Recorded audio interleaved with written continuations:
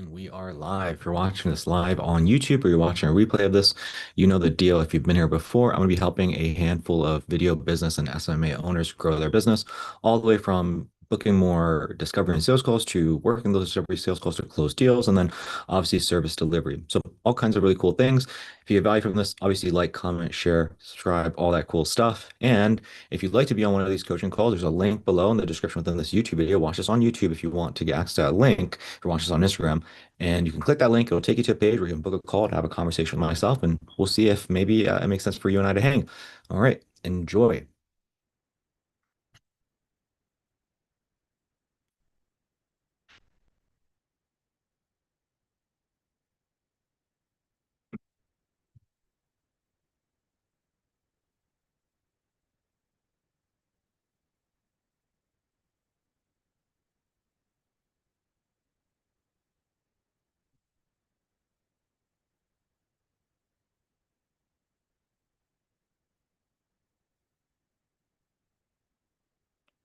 What's up, dog? Up, what up, what up? How you Looking doing? funky fresh. I did shower, does I did, help. so you're better than me. Trying to one up you. Yeah. Probably not something I should admit, but no one else is here besides you, and at this point, you know I'm scum, so. Yeah, no, we're good. We're good. But yeah, man. Let's see here. What do we got here? So yeah, you're up first, so we'll just go and get started. Um, so Ugh. so just watching your ads. I got done with this part, so I'm gonna continue the rest of them. Number 10, the final step, I'd let you watch this video, see yourself at every point, and still do nothing about it. If you got a better way to sabotage your business, drop it in the comments or shoot me a DM.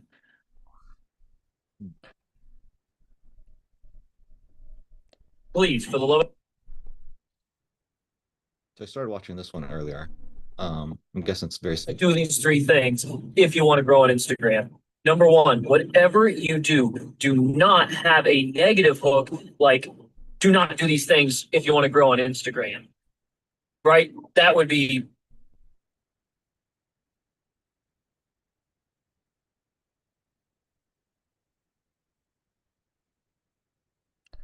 because negativity travels faster than positivity. So I would really, I'm again trying to make you screw up here. I do not want you to do that. Your video would get way too much attention. Two, definitely do not appear in your video. Don't show your face. That makes the rest of everything else really easy. You know, the last one's a big one. But above all else, showing your face would mean that people will be able to associate you with being a human being instead of just like a nameless service or brand or something like that. And we all know that people want to do business with other people. So I do not want you to put your face in it because that means that you will definitely get traction and people will actually be able to relate with you. Number three, thing you do not want to do if you want to grow on Instagram is basically make videos simple, with really simple captions that are really organic, that are shot in situations that are relatable. Maybe like driving in your car. Don't do that. Make sure you always make it so professional that it all feels fake and not trustworthy. Please, for the love of God, if you want to grow on Instagram, do not do those three things. Don't do it. It's really important, and definitely don't follow me here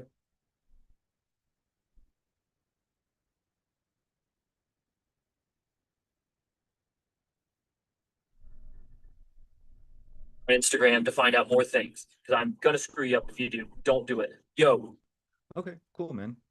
So these are the ones that you're running. That's it. You're not running anything else. Yeah, this one's the winner, is the very first one there you pulled up. This one. Yeah, that's the winner, believe it or not. How are you defining winner? Most amount of followers and, uh, surprisingly, a lot of them are business owners. Okay. Okay. Okay. Cool.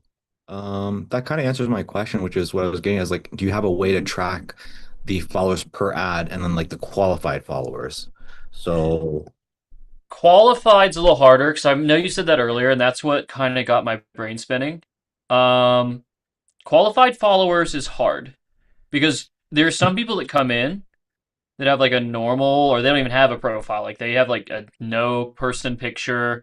They have like two followers, and it turns out they control like a concrete company that's worth making $100,000 a year, I, or I think what you can do, man, is like I think what we're so it's like you can't maybe so we can't I think what you have is probably fine, which is like, okay, which ad is driving the most amount of followers, but then also followers that are business owners. And so that's the metric, right? So on your sheet, instead of saying cost per qualified follower, you just say cost per business owner, right? Cost per business owner follower.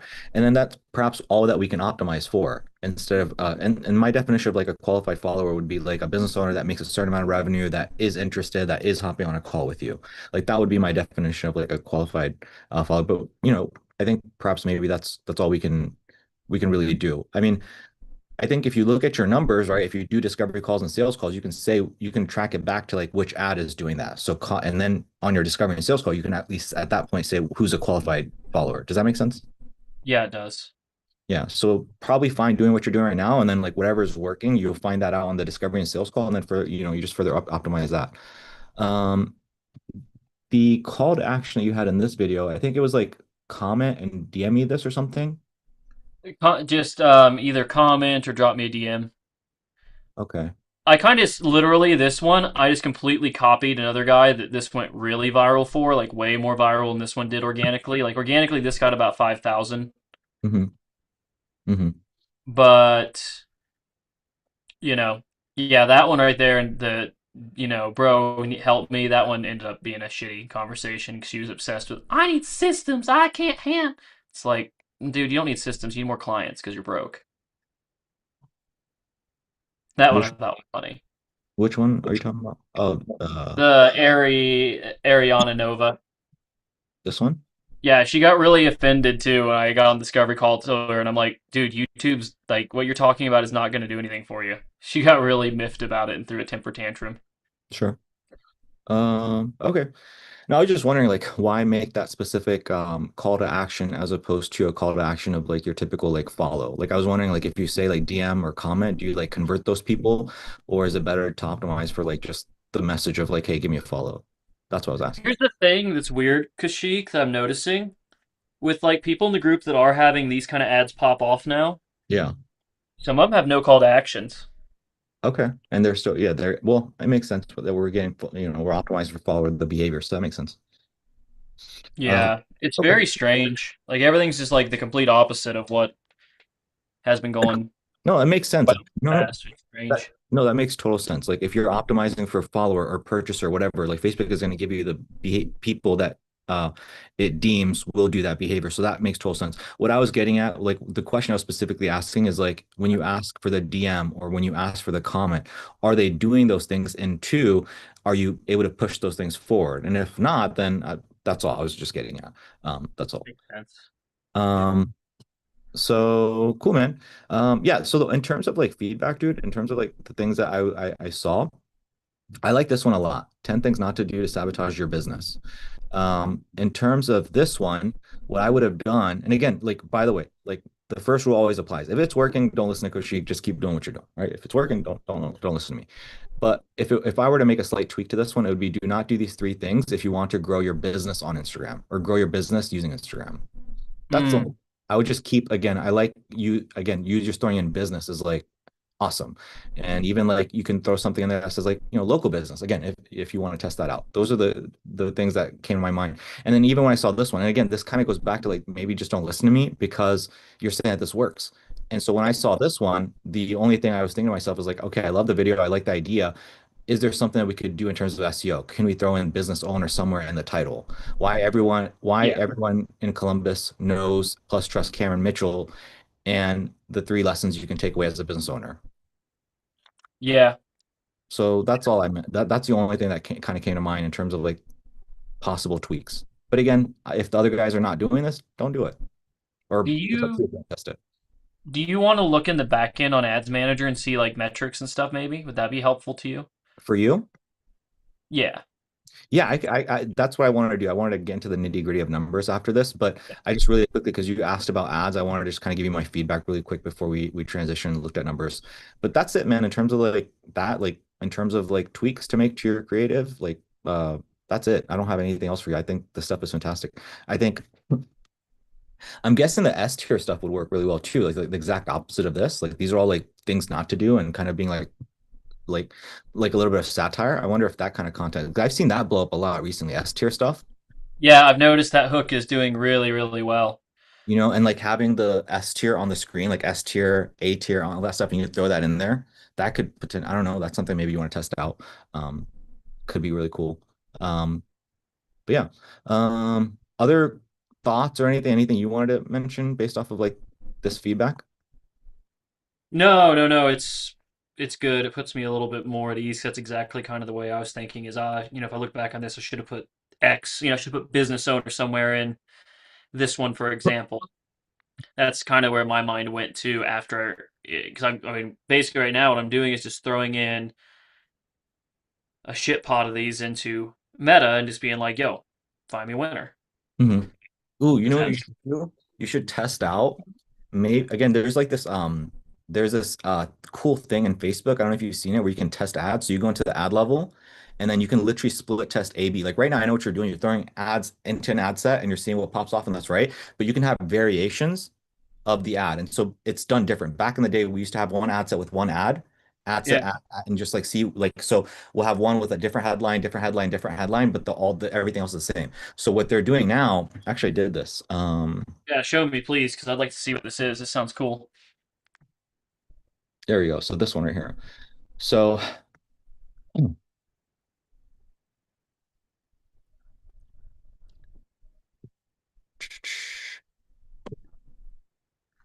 so I've got three different copies in here. Hmm. And then in terms of the creative, let me find that. Where is the creative? Okay, creative setup. What you can do is at the creative level, you can actually test out two different ads, and that's like the way you're supposed to test now, according to Facebook. That's what they want you to do. They don't want you to have one ad set with ad in it, ad set ad. They want you to do it this way. And so they literally set up where you have a A/B test. So for example, this is one of the ads. Filmmaker. The 20 contrast thing. So it's just a collage. And then the other version, it's literally the exact same video with like one different clip. Filmmaker, the game. The thing I'm testing out here is this one says the ultimate videographer program, and then join out for 47. And then this one here says the best strategy, whatever. So I'm just like testing out like kind of like the headline, but then the video itself is the same. And what Facebook did is Facebook told me that this one's the better one, my original one. And so now I know I don't have to waste a bunch of money. I already know like my original creative is the best one. So what I was getting at was what might be cool is you might want to try a test out, dude. This is what I would do is, you know, how we talked about what I like Columbus in there. What you could do is you could throw in like business owner. So you could do like three variations: business owner, local business owner, Columbus business owner, and see Hmm. if that makes anything of a difference. Yeah, You know what I mean? Small little things like that. that makes sense. Yeah, that makes a lot of sense. Yeah, I definitely, and that could be something I could, since this is all in the edits app saved, I could literally make those adjustments right now. Yeah, heck yeah. Yeah. What so these are the three that you have right now. Are you running anything else? I remember I saw like an ad where you're like kind of like sitting down and talking and yapping. Did that not perform well or Well, I haven't turned off like that yet on the side of like Ads Manager. It's like that Cameron Mitchell one, like, just popped right away. And by the way, very mediocre restaurants, Cameron Mitchell. By the way, and just to get that out there, in case you're also a food connoisseur guy, the restaurants are okay. yeah, They're yeah. just okay. They're very mediocre, but they're like they got a bunch of shit on the walls and stuff and '80s music, so people like them. But yeah, no, I know what you're talking about. That one, because here's the thing too. I'm noticing Kashik is that like, for example, Ads Manager has gotten a lot better at attribution for followers and being able to track that. It's obviously not optimized for that. It'd be ideal if it was optimized for that, but they took that optimization away for some reason. Yeah. But I've noticed sometimes you'll see the followers from Reel on the insight side off of Instagram, and it says, "Yeah, you've got 5 followers from this Reel." Nice. You look in the back of Ads Manager and say, "Goose egg, 0." And it's Okay. like, that's interesting. So that brings a whole other bit of weirdness into it as well. Sure. So, So, so what's the so I hear you. I guess like what's the question so that I can maybe dive specifically into like what you're trying to maybe like you know, um, I don't know if it's a question, just a statement. I'm just like kind of giving you just I guess kind of putting that out there too is like, it's this has been this method is so freaking hard to yeah, track, honestly. yeah, It's kind of stupid, but it's done very well, except for recently. yeah. Um, Okay. so it's like it's Are you just bizarre. kind of are you just kind of getting at because like we're gonna look at ads manager, it's just like we're not fully sure like what is what. Is that what? Yeah, yeah, yeah. I guess that's probably why that came up. Is I know the next stop is Ads Manager. Okay, cool, fair. Yeah, it's totally fine. Before we did that, I wanted to look macro though. Let's do that. Okay, so do you have things before? And I didn't have a chance to really look at this stuff. But do you have your stuff from like June, July, August by any chance? Like when things were like really good? Um, Maybe Yeah, because I I'd love switched to. over KPI sheets because that's the 2026, obviously. Yeah, no, I'd love to have a look at that because I want to be able to compare, good versus like now. I want to see what the difference is. See if Yeah, there's like, maybe a pattern I can pick up on. yeah. Let's see what I can find here real quick, my dude. Yeah, yeah. Um, they weren't tracked anywhere near as much because, dude, I went through a whole whirlwind of trying to find VAs. Hmm. Like honestly, even the VA I have now is not ridiculously good. He's okay. I think we can get him a lot better. He at least listens. Yeah. That's honestly some of the hardest stuff. Stuart, Okay. Donnie, hope you guys are doing well. It's good seeing you guys. Stuart, don't get in an accident. I'm not liable if you. I'm kidding. I'm kidding. I'll do my best. Good, good. Yeah, these are definitely here's what I've got, but this is definitely not tracked. Let me move access from this chick. This is definitely not as well tracked as That's the okay. other stuff. But here's something we can look at. I'll pass it off here in the chat. Sure. Um,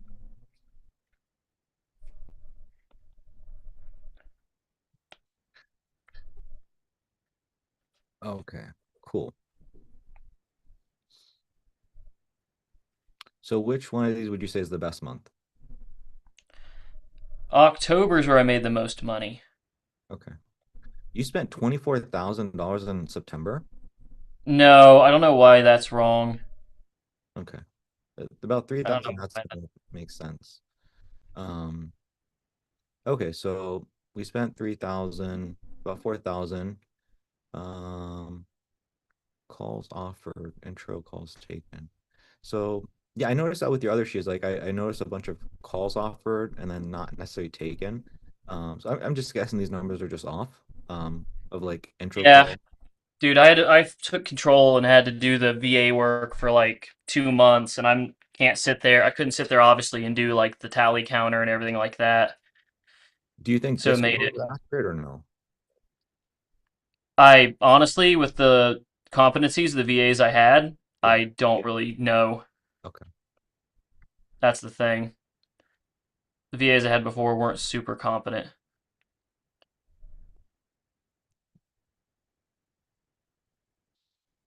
Mm, I feel like August is probably somewhat accurate minus the spend. okay. So if we're looking here, That's definitely wrong on followers. They kept putting in the wrong thing for that. I'm like, dude, just put how many followers that come in, not yeah. the count. So 7,000. Yeah, I don't know that this is accurate. That's a lot of D. Yeah. So 126, 145. I don't know. That doesn't make a lot of sense. Um, um, well, how many deals did you close from July? How many deals did you close in July? From ads, not from organic. Two. So, okay, cool. 1,433 divided by two. So we're talking about a cost per acquisition of $700. Um,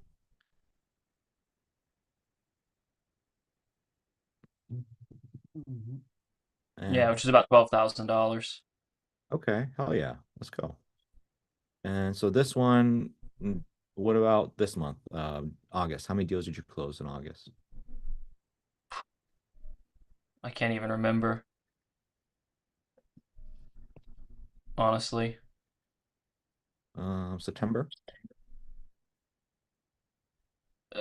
Same thing. I just can't remember how many I actually closed. I'd have to go back and like dig through, I feel like. You remember by any chance October? October was about four. From ads, I'm specifically talking about ads. I'm not talking about like organic referrals or anything. Yeah, I think that was still about four Okay, cool. So this is all 2025, and then things shit the bed in after November. and November. Okay. Okay. Okay. Okay. All right. And so these numbers, would you say these are a little bit more accurate or no?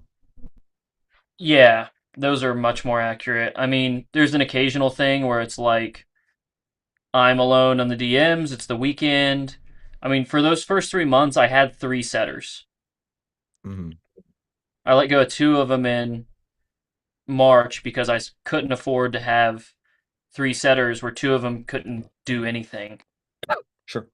So you know? $3,720. Is this accurate for January?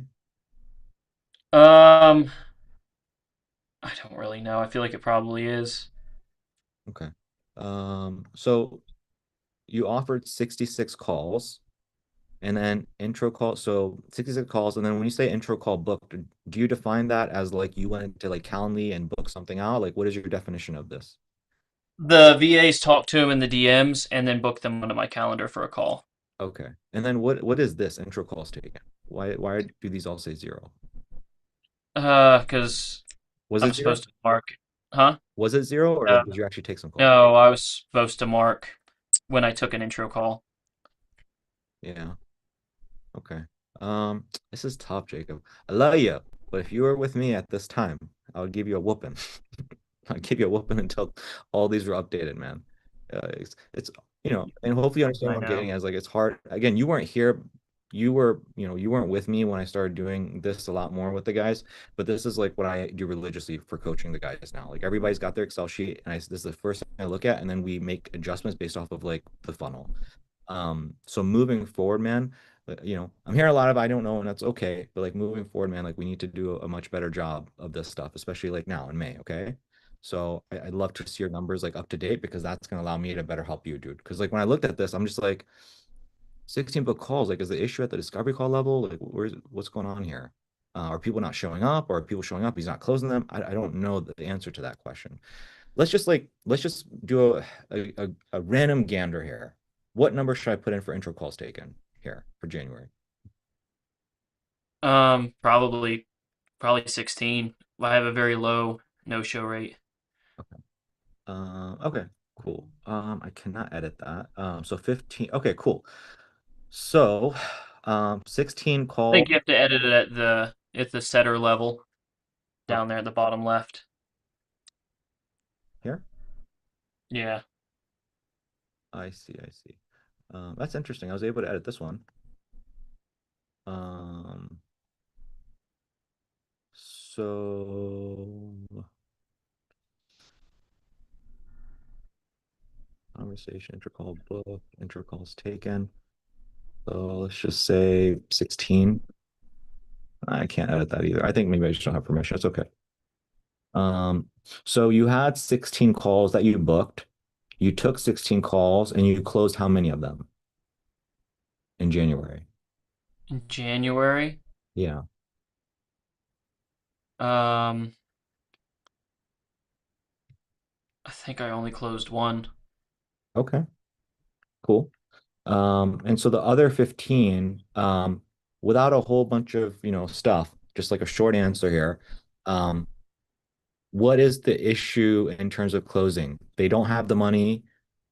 They weren't business owners. Like, what was the core issue? If you can maybe a good answer would be something like, hey, Kushik, four of them, they didn't have the money. Four of them, I couldn't close, and four of them, just like something really quick, so I can see if maybe there's some kind of A lot of them shit the bed. when they heard the price. Okay. And when you say 7K, 7.5K, when you say that, are you the ones that you are closing, like, are you getting them to do pay in full through like Klarna Affirm? Are they paying through a credit card? Like, what are they typically doing? Typically, it's Klarna and Affirm. I've noticed that's getting harder and harder to get people qualified for one, Mhm. but for two, a lot of people are like, "Oh, I don't want to use my credit." You Okay. know, they So they shit the or bed. sometimes huh? So they shit the bed at the price. Yeah.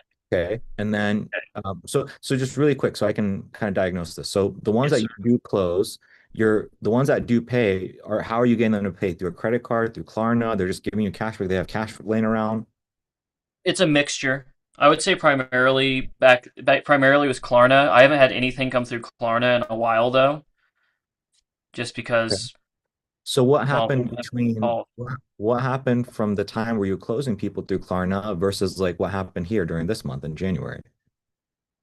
well, I think a lot of them just one weren't really that active because it's service-based businesses, so a lot of them are like snowbirding it and like, oh, we're not really open this time of year. We don't really focus on this. So there's a lot of people like, oh, we'll come back to you in April as well. Okay. Okay. So what I'm trying to get at is this. The reason I'm asking this question is I'm wondering if there's a sales issue here. If you had Bet there is. 16 what's that? I'm almost positive there is. Okay. Yeah, because if you've got 16K, I'm sorry, 16 calls, you should close, 16 times zero point 0.2. You should close like, at a 20% close rate, that's 3.2, right? So maybe it closed two of them. The fact that you closed one is good.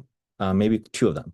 And I'm wondering maybe there are other kinds of offers that you can use as like a downsell or something like that in order to get somebody in.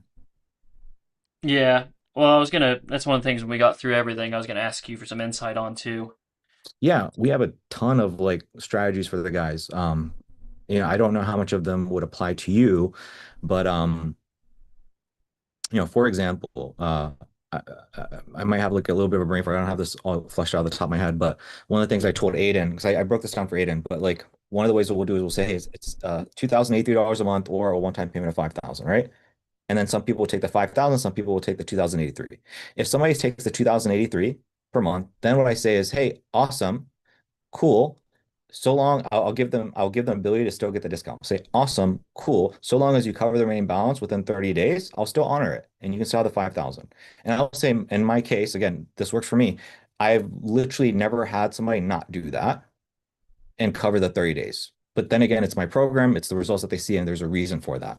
So that's why I'm saying I don't know how much that applies to you. Assuming you can get things up and running for people and get them results fast, well, then yeah, nobody wants to pay more than they have to pay.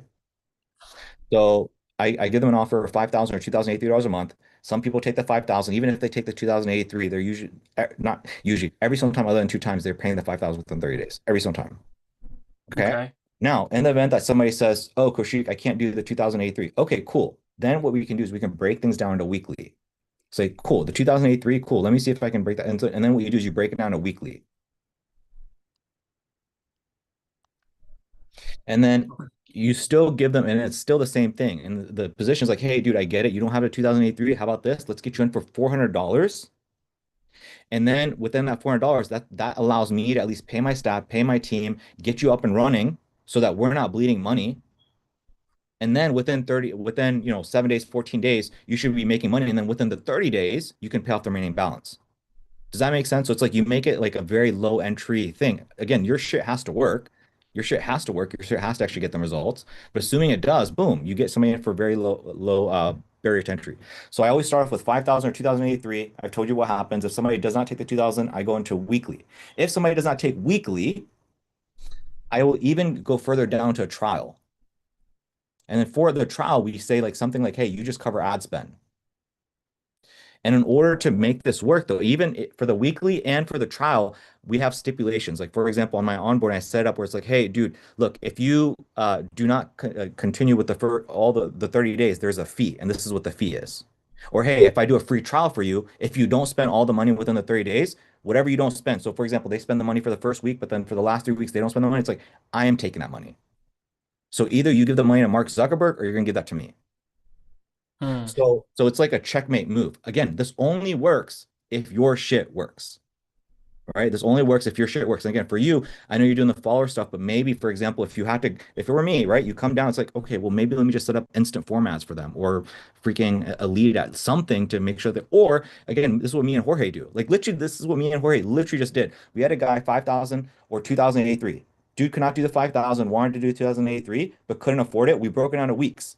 As soon as we got him in, Jorge set up his email blast campaign, which makes business owners a few $1,000s within the first 30 days. Now we have the money for the guy to pay us in full within 30 days. Does that make sense? It does. So that's what I would be doing. Again, if you're saying people shit the bed, that's normal. Have a way to downsell them, get them in, and then you put them in the golden handcuffs. And again, this is all done in the onboarding. Again, you weren't here for the training when I set this all up. I'm happy to give you that training, but it's about having a really good onboarding where people are incentivized to do the wrong thing and disincentivized to do they're incentivized to do the right thing and disincentivized to do the wrong thing. They will actually put in work. Because if they don't put in work, they get hit with fees. Nobody wants to get nobody wants to pay for things that, for no reason. So I just bring that up because like, dude, like you just like this could have been a huge month for you. And this is why I wanted to spend time here with you, Jacob. I know you're again, yes, I want to talk about ads with you, but like this kind of small stuff, dude, is worth thousands of dollars. These small little changes. These are some of the things Hmm. I'd be leveraging if I were you. Um, I can break all this down if you want. Just remind me, and I literally have a diagram of all these different offers. So I start with this one, and I break it out of this one, and I go to this one. You can't lose. I have even more cool things, bro. Like we set up things like, free 30 days worth of like go high level Google My Business. We get them set up on the first page of Google, get them to run some Google local search ads. And then even if they don't continue with you, you're still getting paid go high level affiliate commission. Like there's some Yeah. really freaking cool things that you can do, right? Those are some of the things that we've implemented with the guys. So it's like, hey, like even worst case scenario, you got no money, dude, fine, just cover ad spend. Boom. They're making money within 30 days. They're not going to get rid of go high level. Even if they don't want to pay you your fee, now you're still making an affiliate commission. So there's ways to do this, man. There's ways to play the game and still make money no matter what. Makes Um, sense. so what about February? So you took 15 calls, I'm guessing. How many did you close in February? Um,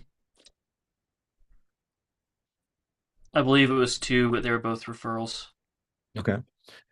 Um, what's the issue here? Same issue as the previous month in terms of people are shitting the bed once you bring a price? Why closing calls booked are in there. I'm sorry? I'm not really sure why closing calls booked is in there. Yeah. I'm honestly at this point, dude, I'm not even looking at your numbers. Oh, Um, okay. yeah, yeah, because everything is so off that it's hard. I just didn't. Yeah, I just didn't have a lot of calls in general. Dude, things really went down in November. Like the ad structure completely changed. Instead of getting like an occasion like a business owners regulator, it just became a bunch of rappers and looks like, homeless heroin addicts that had Sure. Instagram, things And like we'll that. and we'll go back to that. But before we Yeah. do, my job here with you right now is I see a bottleneck here, and you have to address this bottleneck because us figuring out your ads and you can't close for the life of you, you're still going to be bleeding a bunch of money, man. So I'm Yeah. trying to see what else is going on. So the month of February, you took 15 calls. How many did you close? You closed two, but they're all referrals, which means you didn't close any of these. And if you didn't close any of these, what was the issue? What was the prevailing issue? Is it the same thing as you're going to tell me in January? Um, I'm trying to remember how many all of this. I mean, a lot of it was similar. It's always my biggest objection is, I say it's 7.5K and it looks like they have like a mini heart attack. Sure. And another question is, have you gone through Cole Gordon's financial objection handling script? Like, do you use that? I don't know that Boris teaches, or I don't know that, these other programs have that script in there. No, no. Okay, so here's what I want you to do, man. So there's just again, dude, there's so much that I've added since you've been here. A ton. Cole Gordon's taken off. Yeah, man. He's So good. He's real good. anything you see is going to be some kind of variation of his. So this is stuff I added way back years ago. Um, this is just really good training in terms of sales, man. If you're saying to me that you were never given any script, dude, come here. You're gonna be good. I promise you. Like this is not woofy, fluffy stuff. Like this is really good stuff. I was naturally doing this. I didn't know it until I watched Cole's train. I'm like, oh shit, that's why my sales scripts work. It's because I have the 7 buyer beliefs. Like this is a really good video. Everything I'm in, by the way, it's in the Cinema Marketing Cheat Code. It's in the section of additional training on setting sales and objection handling. So I would say this is absolutely mandatory to watch. What are the 7 beliefs? And then how do I conduct my sales call to get people to believe those 7 things?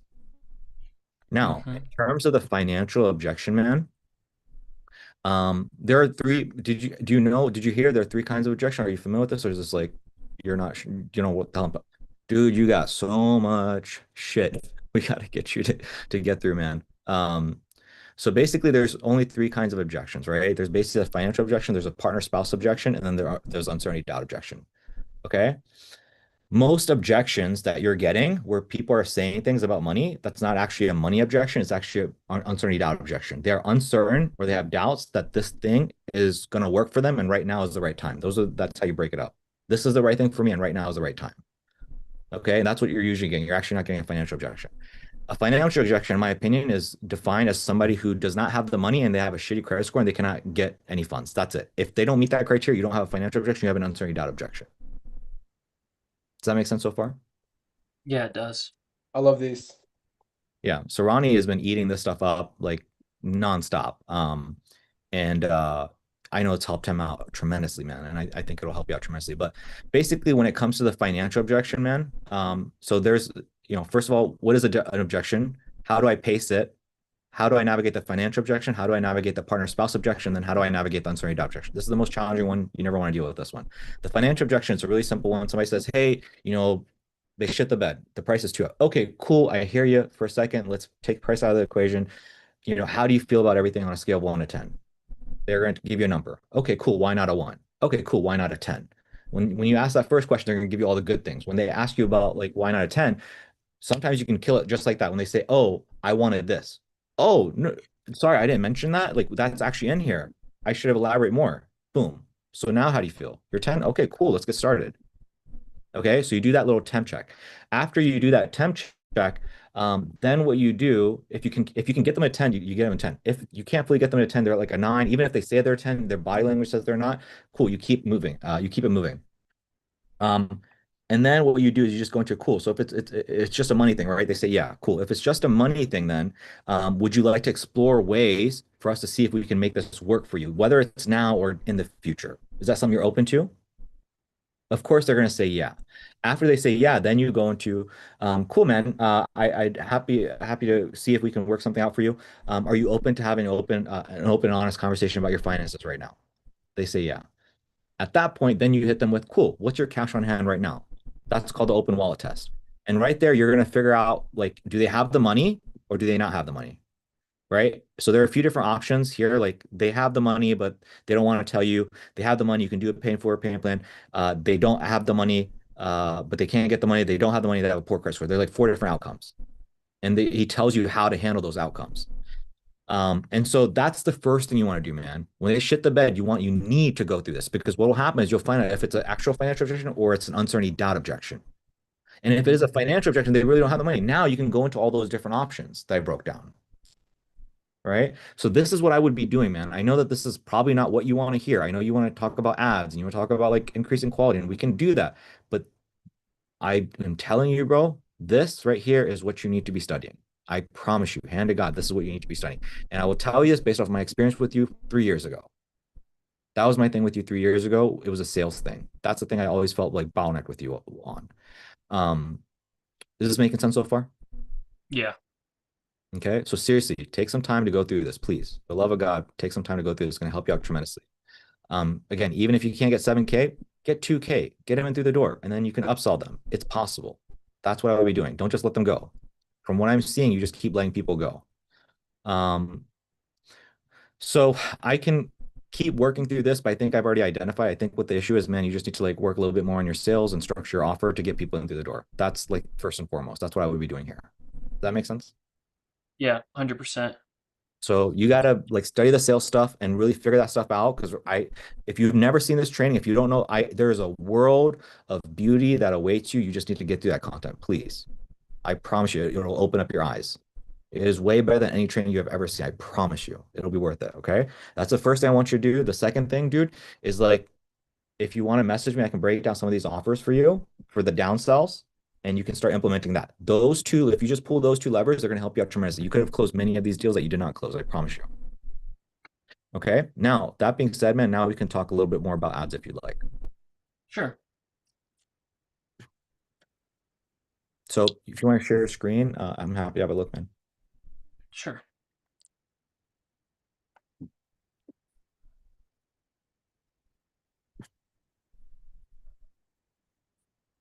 All right. Let's see.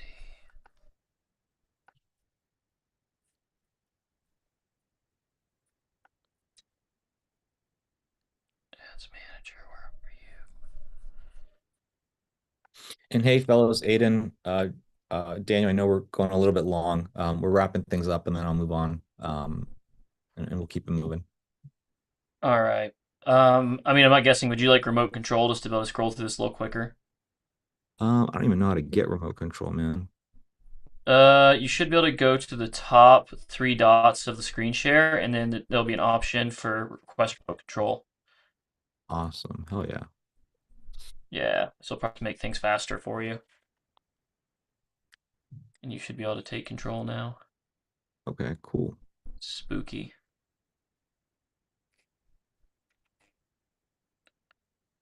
Where does it say?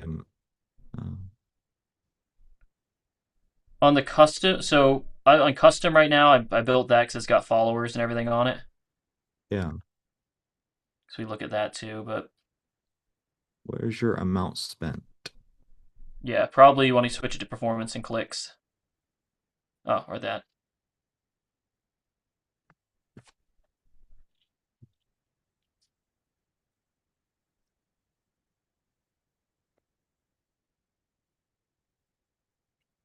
Oh, that's helpful. I didn't know about that. So you spent 500 bucks on, so you got three different campaigns. Um, so you got a warm, and then you got testing for your creatives, and then you got scaling. Um, Traffic ad set, cost per result. So 22 cents. Holy dang, dude, that's like really cheap. 22 cents That's per what I'm follower? saying. Yeah, it's kind of hard to believe. Yeah. Okay. And this is the one I just saw. Yeah. Oh, that's the other one that I forgot. That one I haven't turned off yet. That one I don't think it's spending anymore though. Okay. So necessarily we could turn it off. I think it kind of did that thing where it just directed everything towards that one and boom. Yeah.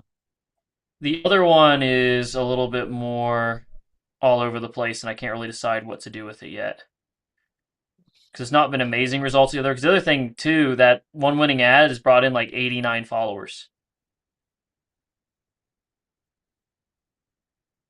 So this seems to, I mean, what number are you trying to hit in terms of your cost per follower? Like, what number do you want to stay at or below? Generally, I like that. 50 cents or below is generally preferred. Okay. So, So I've got like that's a professional ad. The Dublin ad is mixed in there just to see if it's tested again. So what I've been doing is kind of exactly what you told me. I duplicated the whole campaign, removed the winning ads that went to the scaling campaign, and then replaced them with other creatives, and then threw them back out there again. interesting. Okay, cool, cool.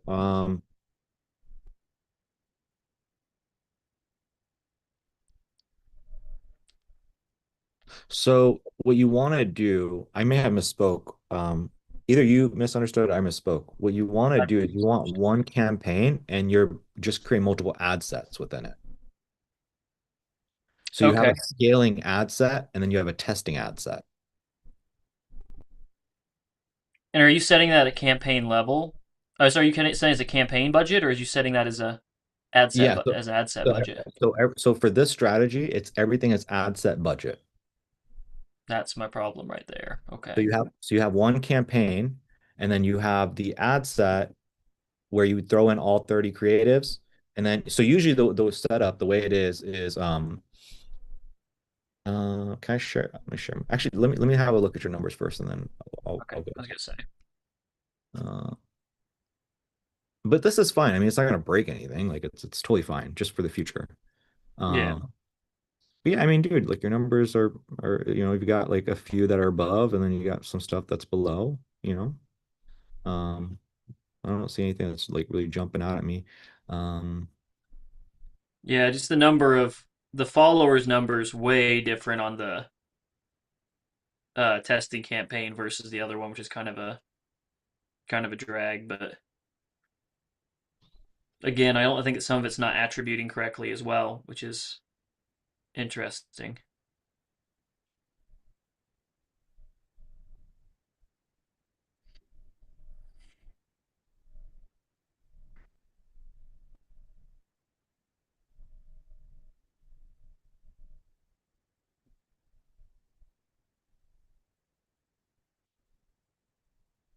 so have you updated your audience segments? Um, we said audience segments. What do you mean?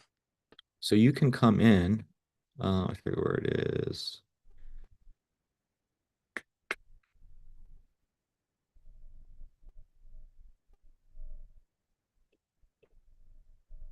I don't think it's here.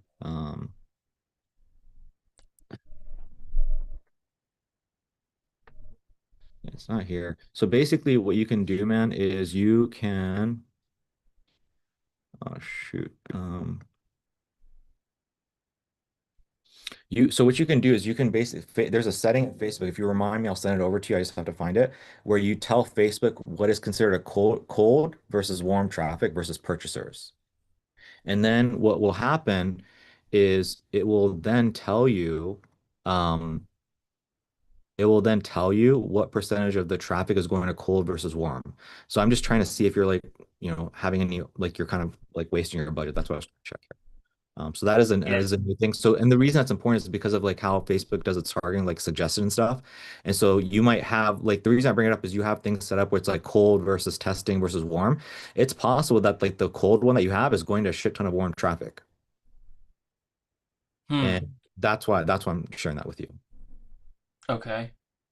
So if you just remind that's so you want it, that's how you check the audience segments here. Okay, cool. So let's go into the scaling now. I think I already was at the scaling, but so your costs are good there. Um,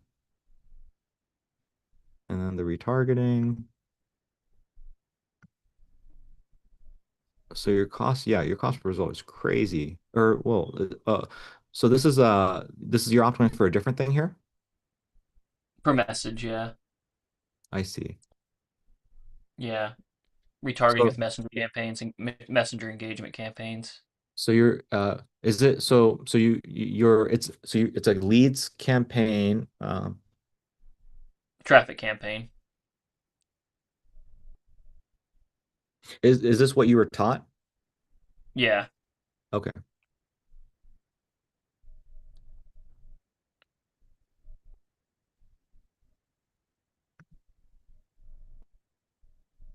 that's interesting.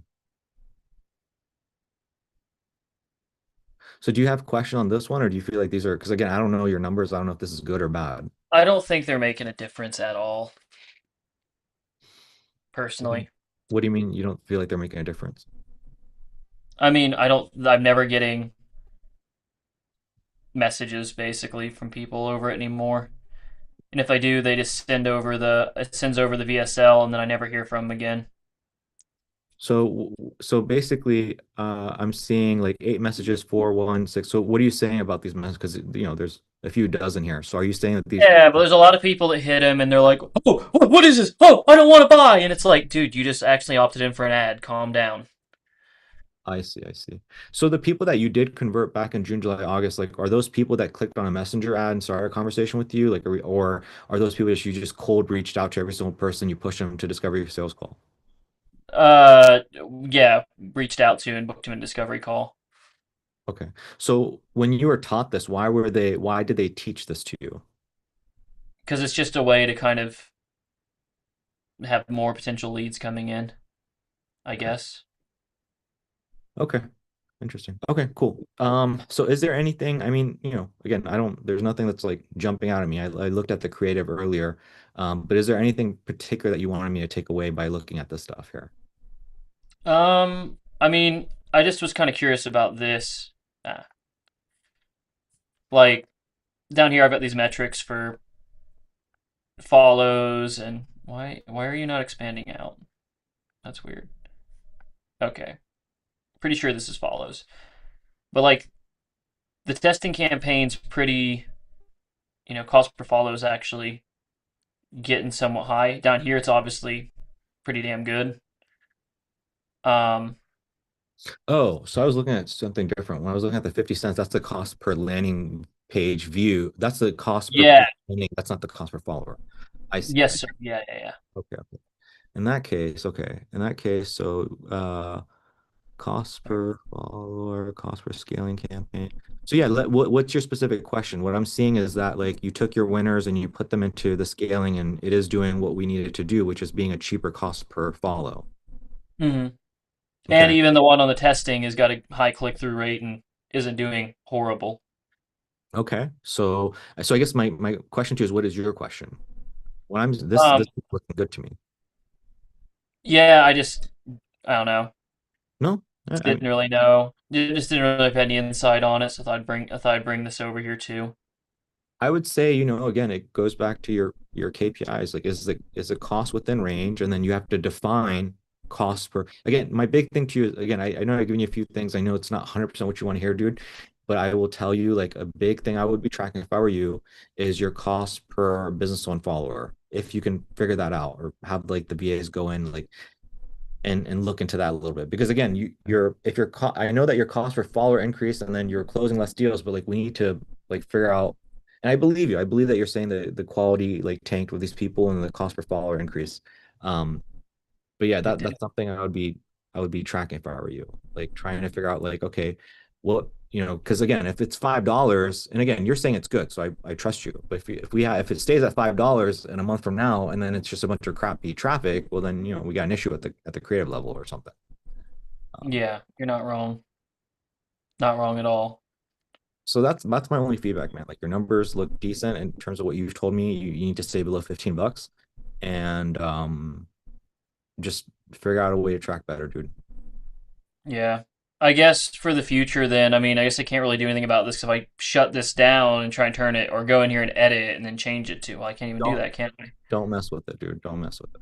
Then that's gonna screw it up. I mean, Yeah, I would not so I touch it. guess for the future, like for this, like for when I get my winning ads out of this one, which I mean, I guess looking at it here, it seems like the winners are this guy right. I mean, if we look at the followers too, this guy right here and this guy right here.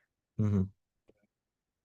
You know, would you? I mean, what would you do to just kind of keep it going, or What I would do if I like were you is I would not mess around with scaling.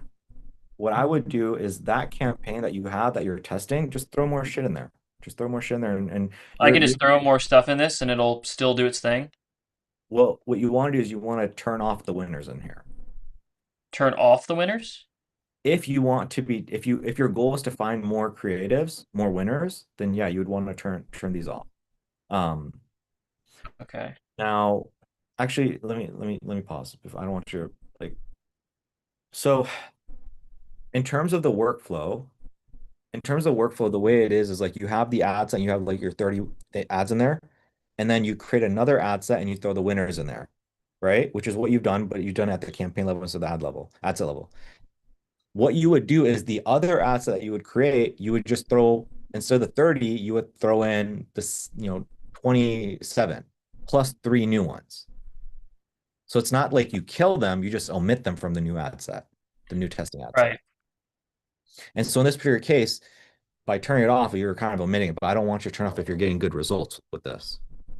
I mean, these results here are kind of mediocre, honestly, from in my opinion. I mean, when we look at what, 10 follows, and how much have we spent here? Like, I think maybe we spent $100. Where's spend at? Cost per result, results, amount spent. Yeah, like we spent like $100. I'm like looking at this going like, should I just do it right? Like close this campaign off and do it right and throw everything in there? Because I mean, again, now there's more I can throw in here as well to have a test. You know, So, compared to the other ones. so if we click on ad set, what we would do is we would say this is like one batch, okay? And then I think a better move would just to be to duplicate it, okay? Duplicate it. And then that new duplicated ad set, just turn off the winners and throw in more creatives. Does that make sense? That's how you would want to do it. Yeah, and would you turn off the I would not mess losers around as with well? this. No, that's the whole. So here's the way it works is that Facebook is the reason that that's the strategy is right now, and you have an ad set and then you have like these ads in there, and Facebook is allocating all this budget to the winners. And the moment you create the other ad set, the ones that are not getting a lot of budget, the theory is that if those are good and just are not as good as the other one, they should start getting more money. Even like your worst performing ones, they should just start getting more money. You're just giving them kind of a fair shot and you're replacing the top three with other three top like good ones. Um, I don't know if that's making any sense. If you need me to do a visual, I can do a visual. It kind of does. Yeah, I think I see what you're saying, but basically what you're saying is do not turn off any of the ads inside of the ad set until you duplicate campaign, and then you turn off the winners, and then you add more shit in. Yeah, you just it's kind of like Hunger Games, survival of the fittest, right? You're just throwing new shit in there and seeing if it can outbeat other things. And you don't want to like make any harsh decision or rash decisions of like, oh, these ones are shit, and so therefore I'm gonna go and kill these off. Like, no, it's possible that the ones that are crappy start performing. Yeah, well, I guess again, my question back would be like, since I've obviously done this wrong, because this one's even set at No, no. So what I'm saying is that since you've done it wrong, this campaign that you created, you can turn it right. You can make it right. And all you would need to do is just create a new ad set. And then moving forward, you just keep everything here. Oh, even with the campaign budget. That's what I'm saying. okay, okay. No, you're right. You're right. My bad. Yeah. So I mean, my question then comes down to like, do I? Yeah, Because and this then isn't really like amazing results. I mean, I could easily kill this off, duplicate it, and then so do this, duplicate it, create an ABO, and then see if that outperforms this one, and then turn this off. Don't turn this off early. give me an idea. What's an ABO? ABO is just like ad set budget optimization instead of campaign budget optimization. Okay, got you, got you. That's still a fairly new acronym for me.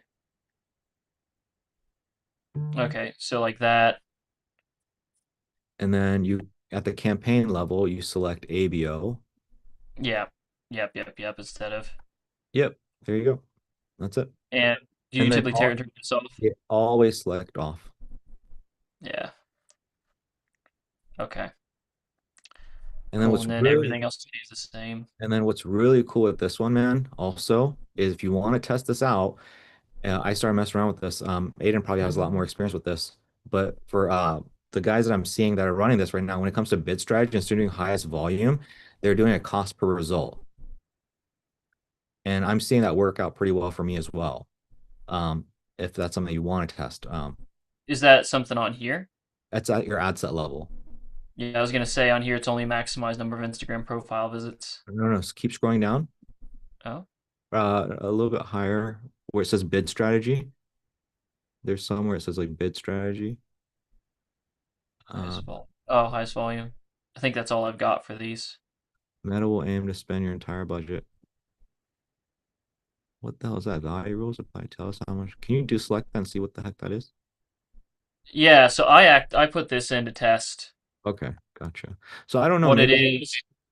It basically makes a rule of if they're 35 to 45, 45 to 54, it increases the bid by 25%. yeah. So maybe when it comes to this strategy, maybe just like this type of campaign, you can't do a cost per result. But I don't know. Maybe it's something you want to look into. Maybe there's just like something you selected and select that's not allowing you. But that's really cool. Like for me, I set things up where I'm telling Facebook, hey, Facebook, every sale that you make, I want to spend $175 to make that sale. And it's pretty much been doing it bang on. So Really? yeah. That's kind of incredible. Yeah, it is. I didn't Instead think of that five. was a thing. Yep. So most people, again, they don't use that. They just use, the way you have it set up right now, which is just like volume.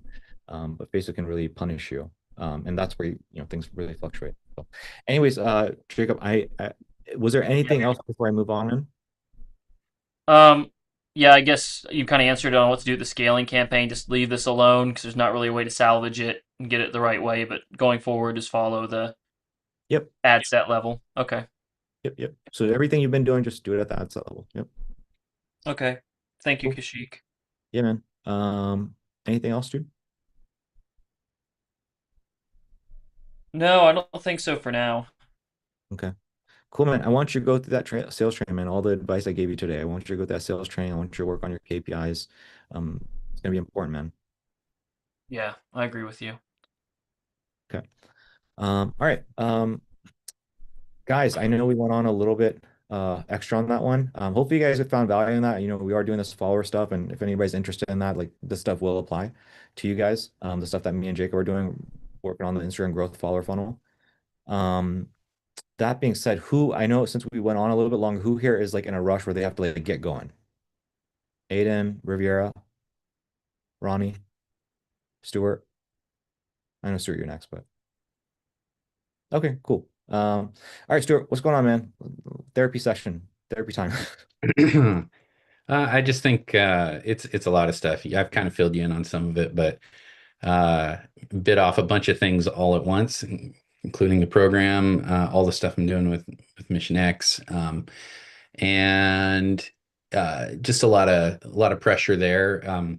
I think the guy that they had running stuff before, he kind of just checked out like for the last 3 months before he left, and he was sort of on some sort of retainer. They were still paying him.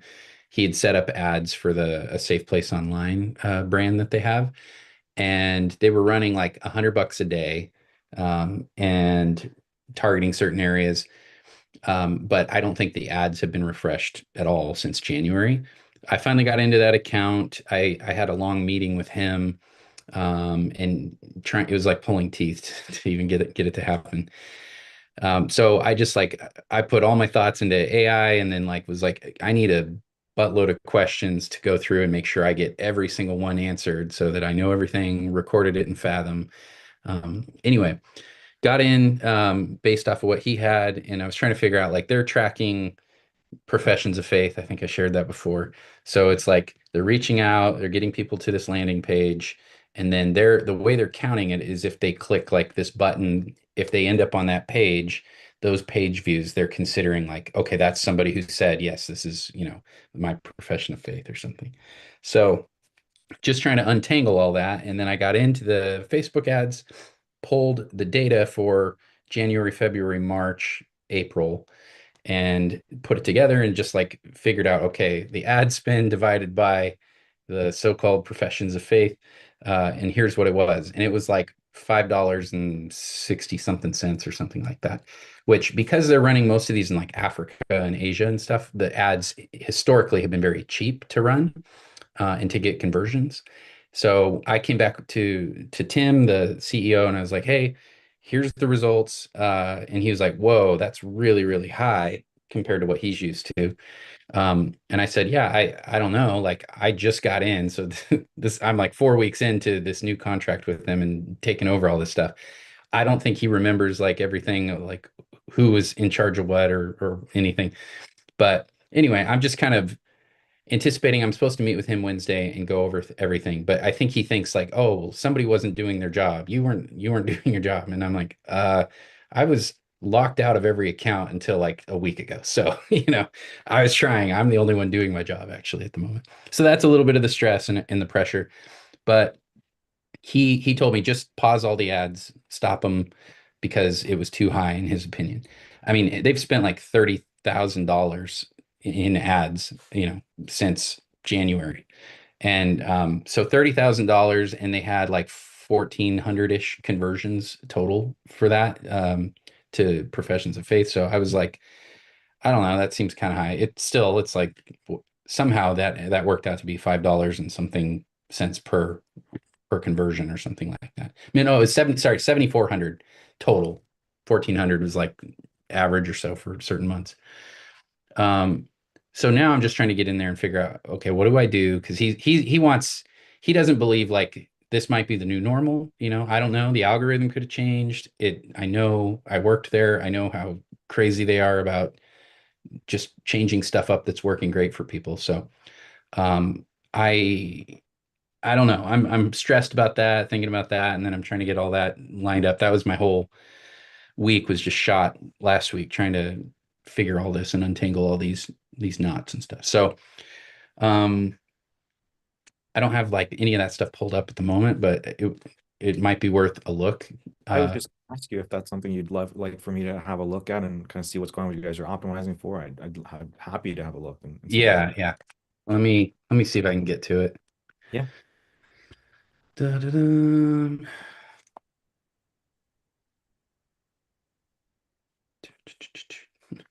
And I have to go through the CEO's Facebook profile at the moment. I haven't set myself up on that account. Let me see. Where was I? Please.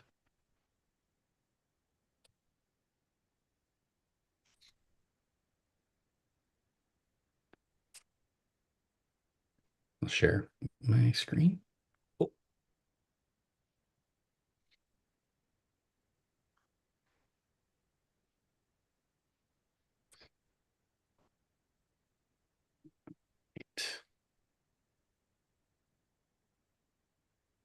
So these top three, I think, were the ones that were running. I don't know if you can see those. Can I, Um, can I, can I get in and click around? yeah, yeah. What was the three dots? I happened to be paying attention to that earlier. Prove, confirm. Okay, cool. So I should be good. Um, so you want me to have a look the last 30 days? Like, Yeah, or even more if you want, but well, like I'm curious, like, well, yeah, let's do, oh, yeah, sorry. since you said the beginning of the year, let's just have a look since the beginning of the year and kind of see what's going on here.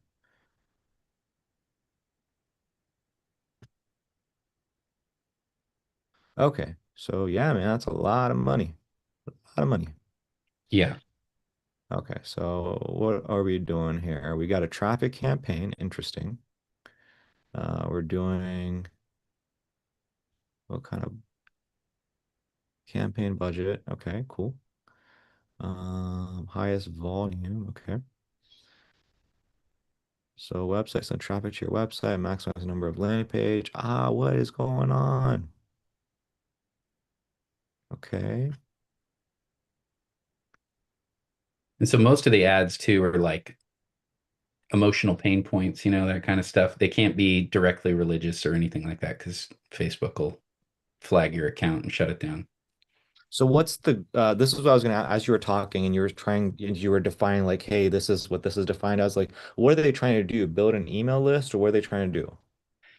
They honestly they should be. Because The what previous guy was like he would get them to the website, a safe place online, and then from there it's like a landing page where they have an opportunity, they can chat with somebody, and then there's like a button they can click that takes them through like a gospel presentation and all this kind of stuff. And then if they want, they can click the button, yes, I prayed this, and something like that. And it then they can sign up for like a email drip campaign, which is a whole nother thing. They're using email octopus. I don't know if you're familiar with that, but the previous guy had built out like a multi well, 30 like, day drip campaign that kind of kept going after that was like support and everything else. So so um so you remember, so I sorry, I didn't mean to cut you off. Sure, no, there's you're good. Go ahead. yeah. So remember that last conversation we had where I'm like, okay, what's the goal? Why are we trying to do this? And you said XYZ. I'm like, okay, cool. Based off of that, here's what we should do. So what is the ultimate, again, we're spending 30,000, that's a lot of money. What is the ultimate goal if you had to define it? Is it like, what are we trying to do here? Well, People what they want. have been trying to do is basically just this: get them to this page, get them, to click the button at the bottom, and then when they click that, like if you click that, it'll take you to a page. Like, but they're not. capturing anything until they click sign up here. That sign up ends up putting them into like an email octopus email campaign. So they get 30 days of like encouraging support and stuff, helping Okay. them grow. And then after that, he built like a 52-week weekly campaign that just was like kind of keeping something for them. But what I found out was he would just delete most of the email addresses after a certain point, which they're not selling them anything. Most of them are in, probably places where they're not going to be like great targets for selling anything anyway, if they were selling anything. But So that's basically it. So it's like digital evangelism. That's his whole thing. I personally, I have some like reservations about how it's being done. It just seems very what are your thoughts sloppy. on, go ahead. Go ahead. I'm sorry. I just think it's sloppy. Like for all of the stuff, I'm like, you need to be like at least somehow capturing this, Right. verifying better that it's a real person. Because they're like, well, you can't get to this page. The guy was telling me, you can't get to this page unless you click that link. There's no other way to get there. It's not listed on the site. I'm like, there are bots that can do that. So for all you know, you've got bots clicking the crap out of these buttons. And even that, it doesn't seem like very many bots are doing it. But let's assume they're all real people. What's the point? Like, I don't think that I, Right. I'm I'm on the same page as you. yeah. My personal opinion is like I think that this for what it costs, it used to be like they could get tons and tons of people, and they think like this is good, it's helping them, they're growing in their faith. Um, but I even went into like the email octopus stuff and looked at the drip campaigns that he had going, and it doesn't look like anything's being opened. It doesn't look like anything's being delivered. There's unsubscribed. I don't know how they're unsubscribing if they're not actually opening it. So it could just be a tracking bug or something like that. Or they're like deleting that data, maybe. So Actually, I wonder if deleting all the email addresses after a certain point is causing the tracking to maybe. all that info. That would be, So so if the goal, so if the, so it, this kind of goes back to what we were talking about earlier of like, he said, like, dude, if I just get 100 people inside of school where we have this thing, like yeah, if it's impact, this is not what I would be doing. Because yeah. and so just again just to kind of check your understanding, what happens if we optimize for uh this? Like, do you again, I don't know your experience. Like, do you know what this means? The website landing page and stuff like that. Yeah. Like, I mean, they're just trying to get traffic to that site you just have pulled up. Yeah. And so if it were me and you want more intent, right? And not necessarily buying behaviors, but more intent, I would not, website is fine, but this should be like leads. Yeah, The performance goal should be leads. That's the number one yeah, thing I would change. yeah. I think the guy running it before, he was just like, well, there we don't need all those emails. We don't need all those leads. I'm like, but that's like far more valuable, even if you're Right. not selling them anything, at least you have a real person with a real name, with a real email address that you can say, yeah, that we still have some way of being in contact with them or something like that. And this is kind of what I think the CEO too was thinking, we'll do this with the stand-up dude side. But instead I'm saying like, okay, well, let's push them to the school community. I was just gonna say that it's like, if you're turning everything off and he's willing to, be open to like, something else. And again, if the goal is to impact, well, let's maybe put some effort into like just working on the school base and then running some ads to school. If I, again, I don't know unless you guys Yeah, have to. And if you guys yeah, have to drive traffic here, okay, cool. But then we have to change, we have to change this stuff up here. yeah, yeah. I think like there's probably a lot of stuff here. I think the ads are really stale, probably like they've run their Sure. course a long time ago, as far as what the creative is on them, and they haven't been refreshed since at least January, if not December. Uh, so I understand and appreciate like what the intent is. Myself and the COO, the guy they just hired to replace the old guy, we're both like, this is a sunk cost fallacy. Yeah. We need to get this thing. Like the guy who left, he said I would take it over, and I'm working for someone else, and I think he would run it. And I'm like, I would do that in a heartbeat if the other guy would do it. He's all like anxious because he's donor supported. He's got, donations coming in as a nonprofit. And so the performance of this has been something they've been able to tout, like, hey, see what we're doing, this revolutionary thing, digital evangelism, which is really just marketing. And uh, he wants to show numbers. He wants to show success, and Right.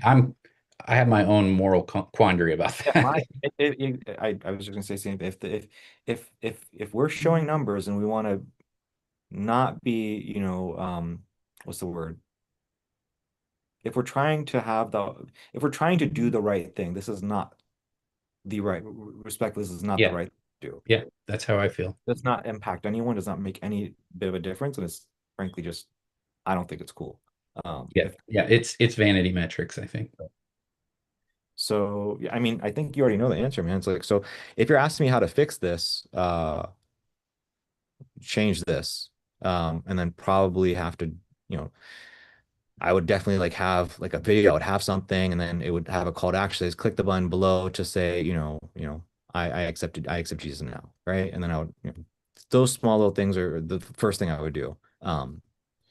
Now, if you want to again have more impact, it's slowing things way more down, and let's work on the school. Like that's hand Yeah, bar done. Like with the yeah, smart 30 grand, dude, that is insane. That is yeah, insane. I know. There apparently there was a year like early on when it was really going well. He was running like $1,000 a day, like I don't 30 know. 30 grand a month. I don't know the definition of what is working well, like what that means because the way the campaign is set up, it's set up to again, I don't know your experience, but like this is very similar to doing it's very similar to Jacob's follower funnel. It's the same thing. When you're optimizing for landing page views, it's like a traffic, it's just literally it's finding people that are like the way I look at this campaign setup, it's like it's finding people that like walk by and they look at their window shoppers, but then they'll never go in, they'll never talk to me, they'll never take any kind of action. They just look. Yeah, yeah, And so it's finding those kinds of people. And so again, I would assume that you guys want people that take some kind of action, impact, or influencing, impacting other people.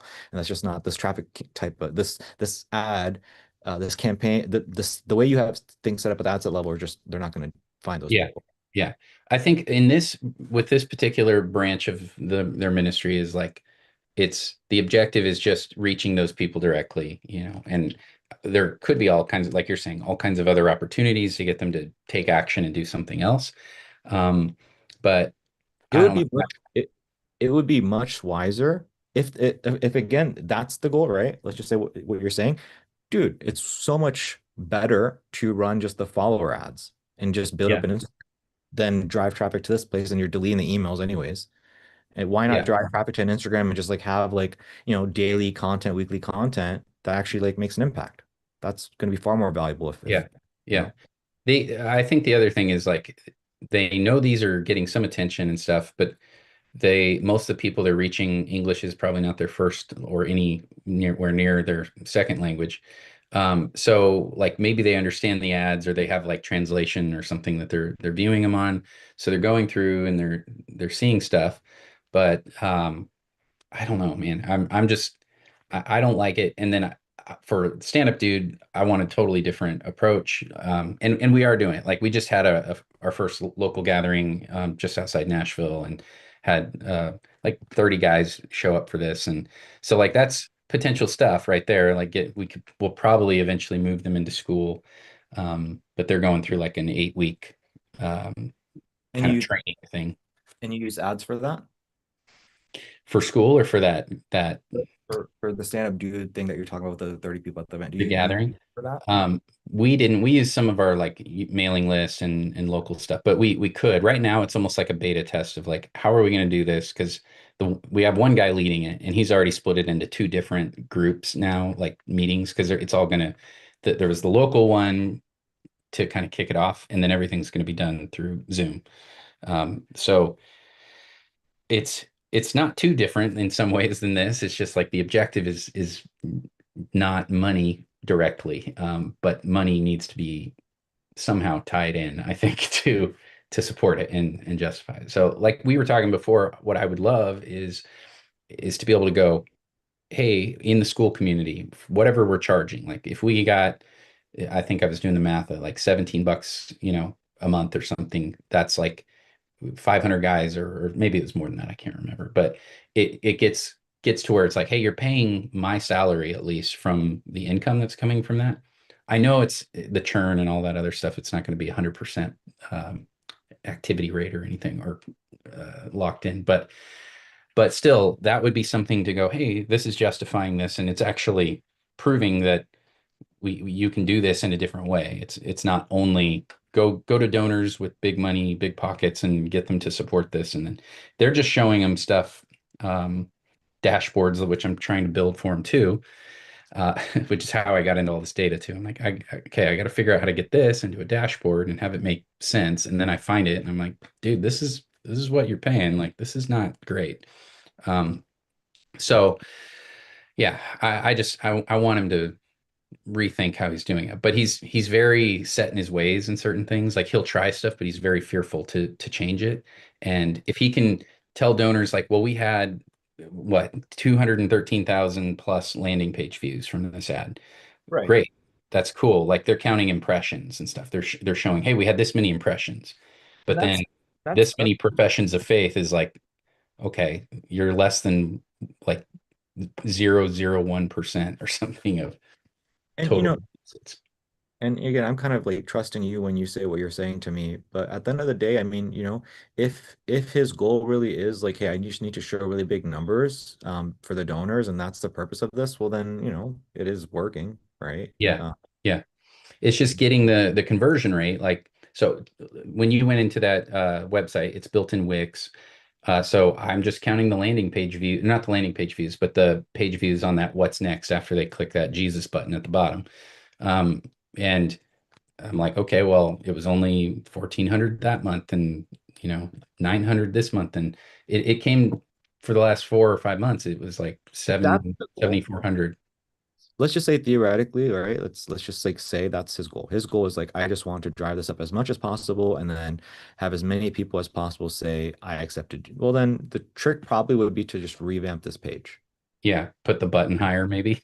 Yeah, literally my setup. Like literally you got the video on the left side, you got a headline, and then you got some text and it says click below to whatever. And boom, everything above the fold. That's probably again going back to if this is the goal, well then that's what you should do. Hmm.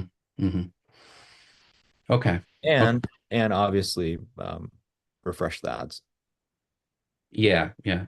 Is it better? I have only run one-off ads, with ad dollars that I got from Facebook when I Sure. worked there. So is it better to just go in and recreate the same ad and just swap out the creative in it, like the images? Or is it better to just go, hey, we're going to create 5 more ads within that ad set or something? Um, Yeah, good question. So this is a CBO campaign ad set. What I would do, so here's what you should, this is what I was explaining to uh what I was explaining to Jacob. mhm. So um let's just say, for example, this ad set right here, what you imagine you had like 30 ads in here. Yeah, Okay. And let's say three of them were getting all the spend. yeah, The next step in the process is you would create another ad set, okay, and then you would throw in these three winners into this one, and then this is the one that you would scale. got it. And this would be your testing ad set. Okay, so that's round one. Round two is now you create another ad set, your third one, and in that ad set, you can have all these ads in there except for your three winners. And then you would replace those three with another three, and you're just kind of like letting them fight it out. And assuming you have three that work well, then boom, again, you create another ad set and that your winners go into that. That's how you do it. Okay. Okay. And I'm sure that's in some of the course material too. So I'm So this is something I explained on our coaching call last. This is new, right? This is new. So this I don't necessarily go over this particular strategy. So if you need, I'm happy to it, I think that maybe checking out our coaching call. If you so how about this? I'm gonna because I explained it pretty well on our last coaching call. So what I'm gonna do is I'm gonna point you to it if that's okay. okay. Yeah, yeah, that's great. Okay.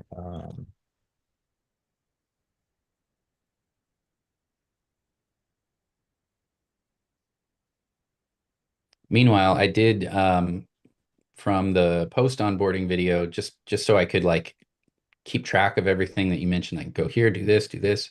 Yeah.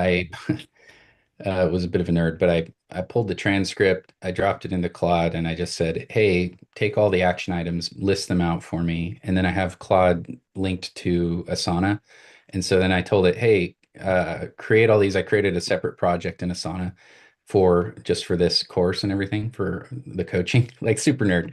But I told it like, "Hey man," I didn't say "Hey man," but it was like, take all of the action items from this and infer from like the way he set it up and everything what things need to be done and then create tasks within Asana for me. And it did it. It was like incredible. I'm like, oh my gosh, this this is cool.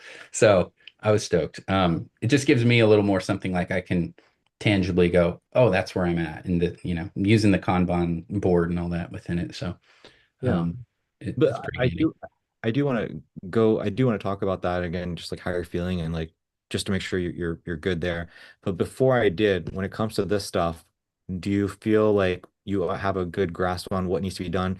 Either again, step one is if he wants to actually make more impact and it's not about the donors, then you need to come in here and switch up the ad set in terms of maximize number. It would be leads, and then you would want to revamp this and make it like better for that.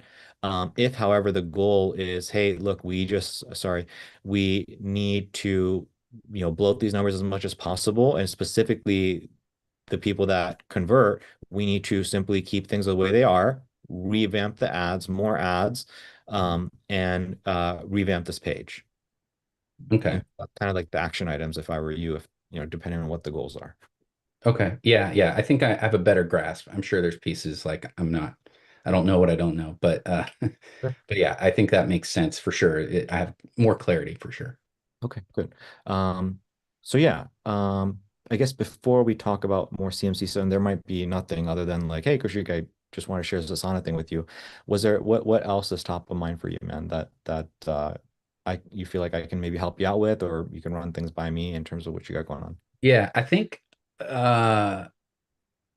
there's something in the back of my mind. I'm apprehensive about launching the click or the funnel and the just I don't know. I'm like, well, what if this? What if that? And I'm trying to push that out of my mind and just go, just do what he said and get it done.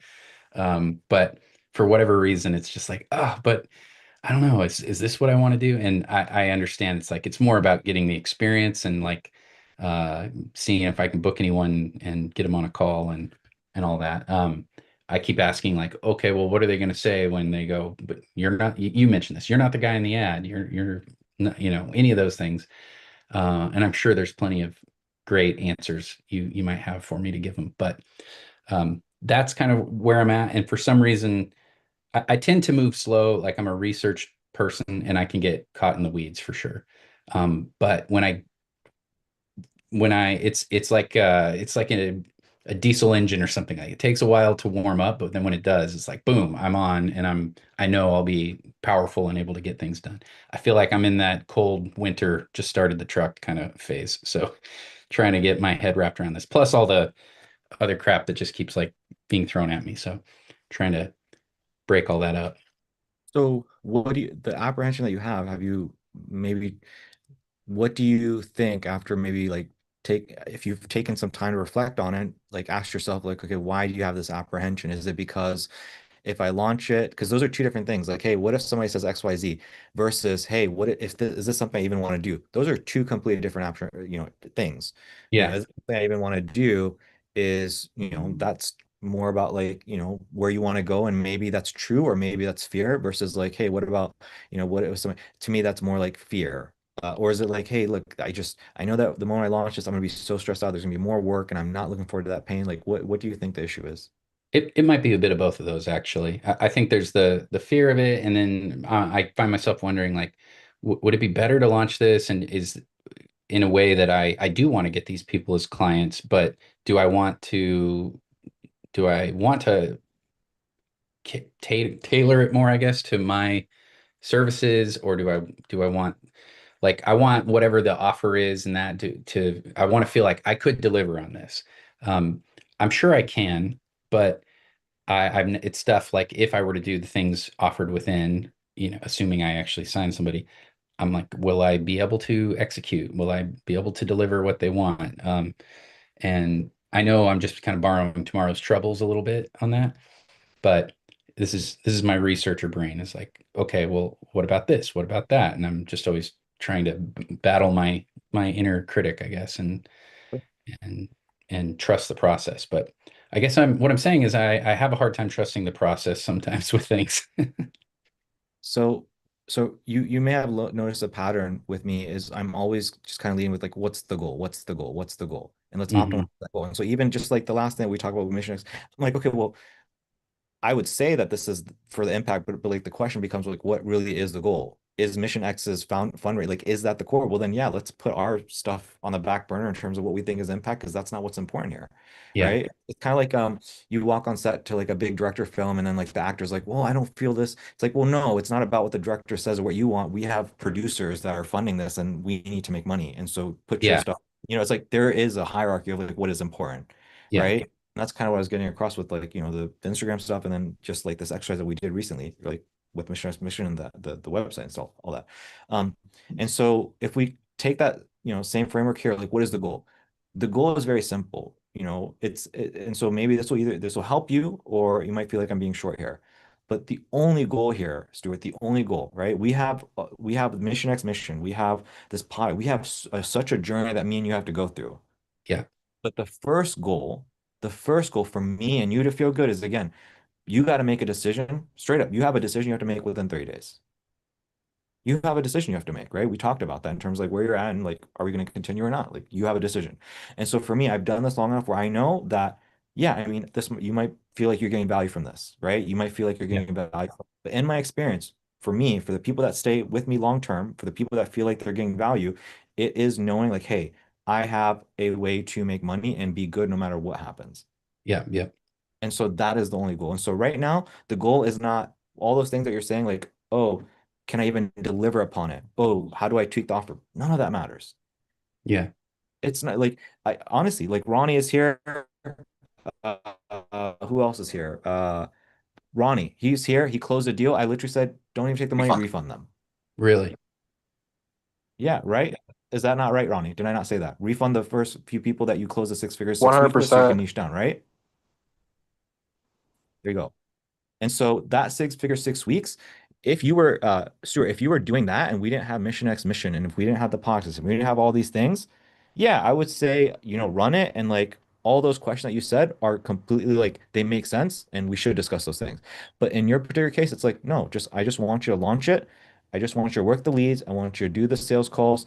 You can close the deal. And if you close the deal and you don't feel like refund them, honestly, like there's a 9 out of 10 chance that if you close, I will tell you like, hey, Stuart, dude, look, we got enough on our plate. I know that they're offering to pay you $1,000. It's just probably not worth it. Seriously, Ronnie, he closed deals, he collected cash. I said, give the money back. It is not worth it. Let's focus on other things. I just wanted you to get the reps in. Yeah, yeah. That's it. And That's is all. the idea going from that to the more seven-figure niche kind of stuff? Like this is really Exactly. getting me in the door. It's gonna tie. It ties into that. It ties into Mission X mission. It ties everything astro. So it's like, um, a good example is this. There's a sentence, right? I forget what it is, but it's like the quick brown fox jumped over whatever. We Hmm. all learned that. Why? Because it has every single alphabet in that Yeah, sentence. And so the same thing applies when you do the 6 weeks. You're going to learn so many of these skills that when we do the seven figure, when we do the pod, we do all these things, like you're already I don't have to explain things to you from the ground up. It's like, for example, you're asking about this campaign strategy setup. It's like, oh, you'll have already done it. So I don't need to explain these things to you. Does that make yeah, sense? There are yeah, all these skills that you're going to, one, there are all these skills that you're going to learn from it. And then it's dual pronged. One, you're going to build all these skills, which is going to make your life and my life way easier. And then two, you're going to build that confidence where like no matter what happens with Mission X, and again, I don't expect anything to happen, but no matter what happens, whatever life throws at you, you have the safety thing. mm, That's what I want to. That's what I want for you. yeah. I appreciate that. That actually is. I have a nice warm feeling about all that. Okay, good. That's it. That's it. That's all. Yeah, So I know it's a little bit tough. I know it's a little bit stressful.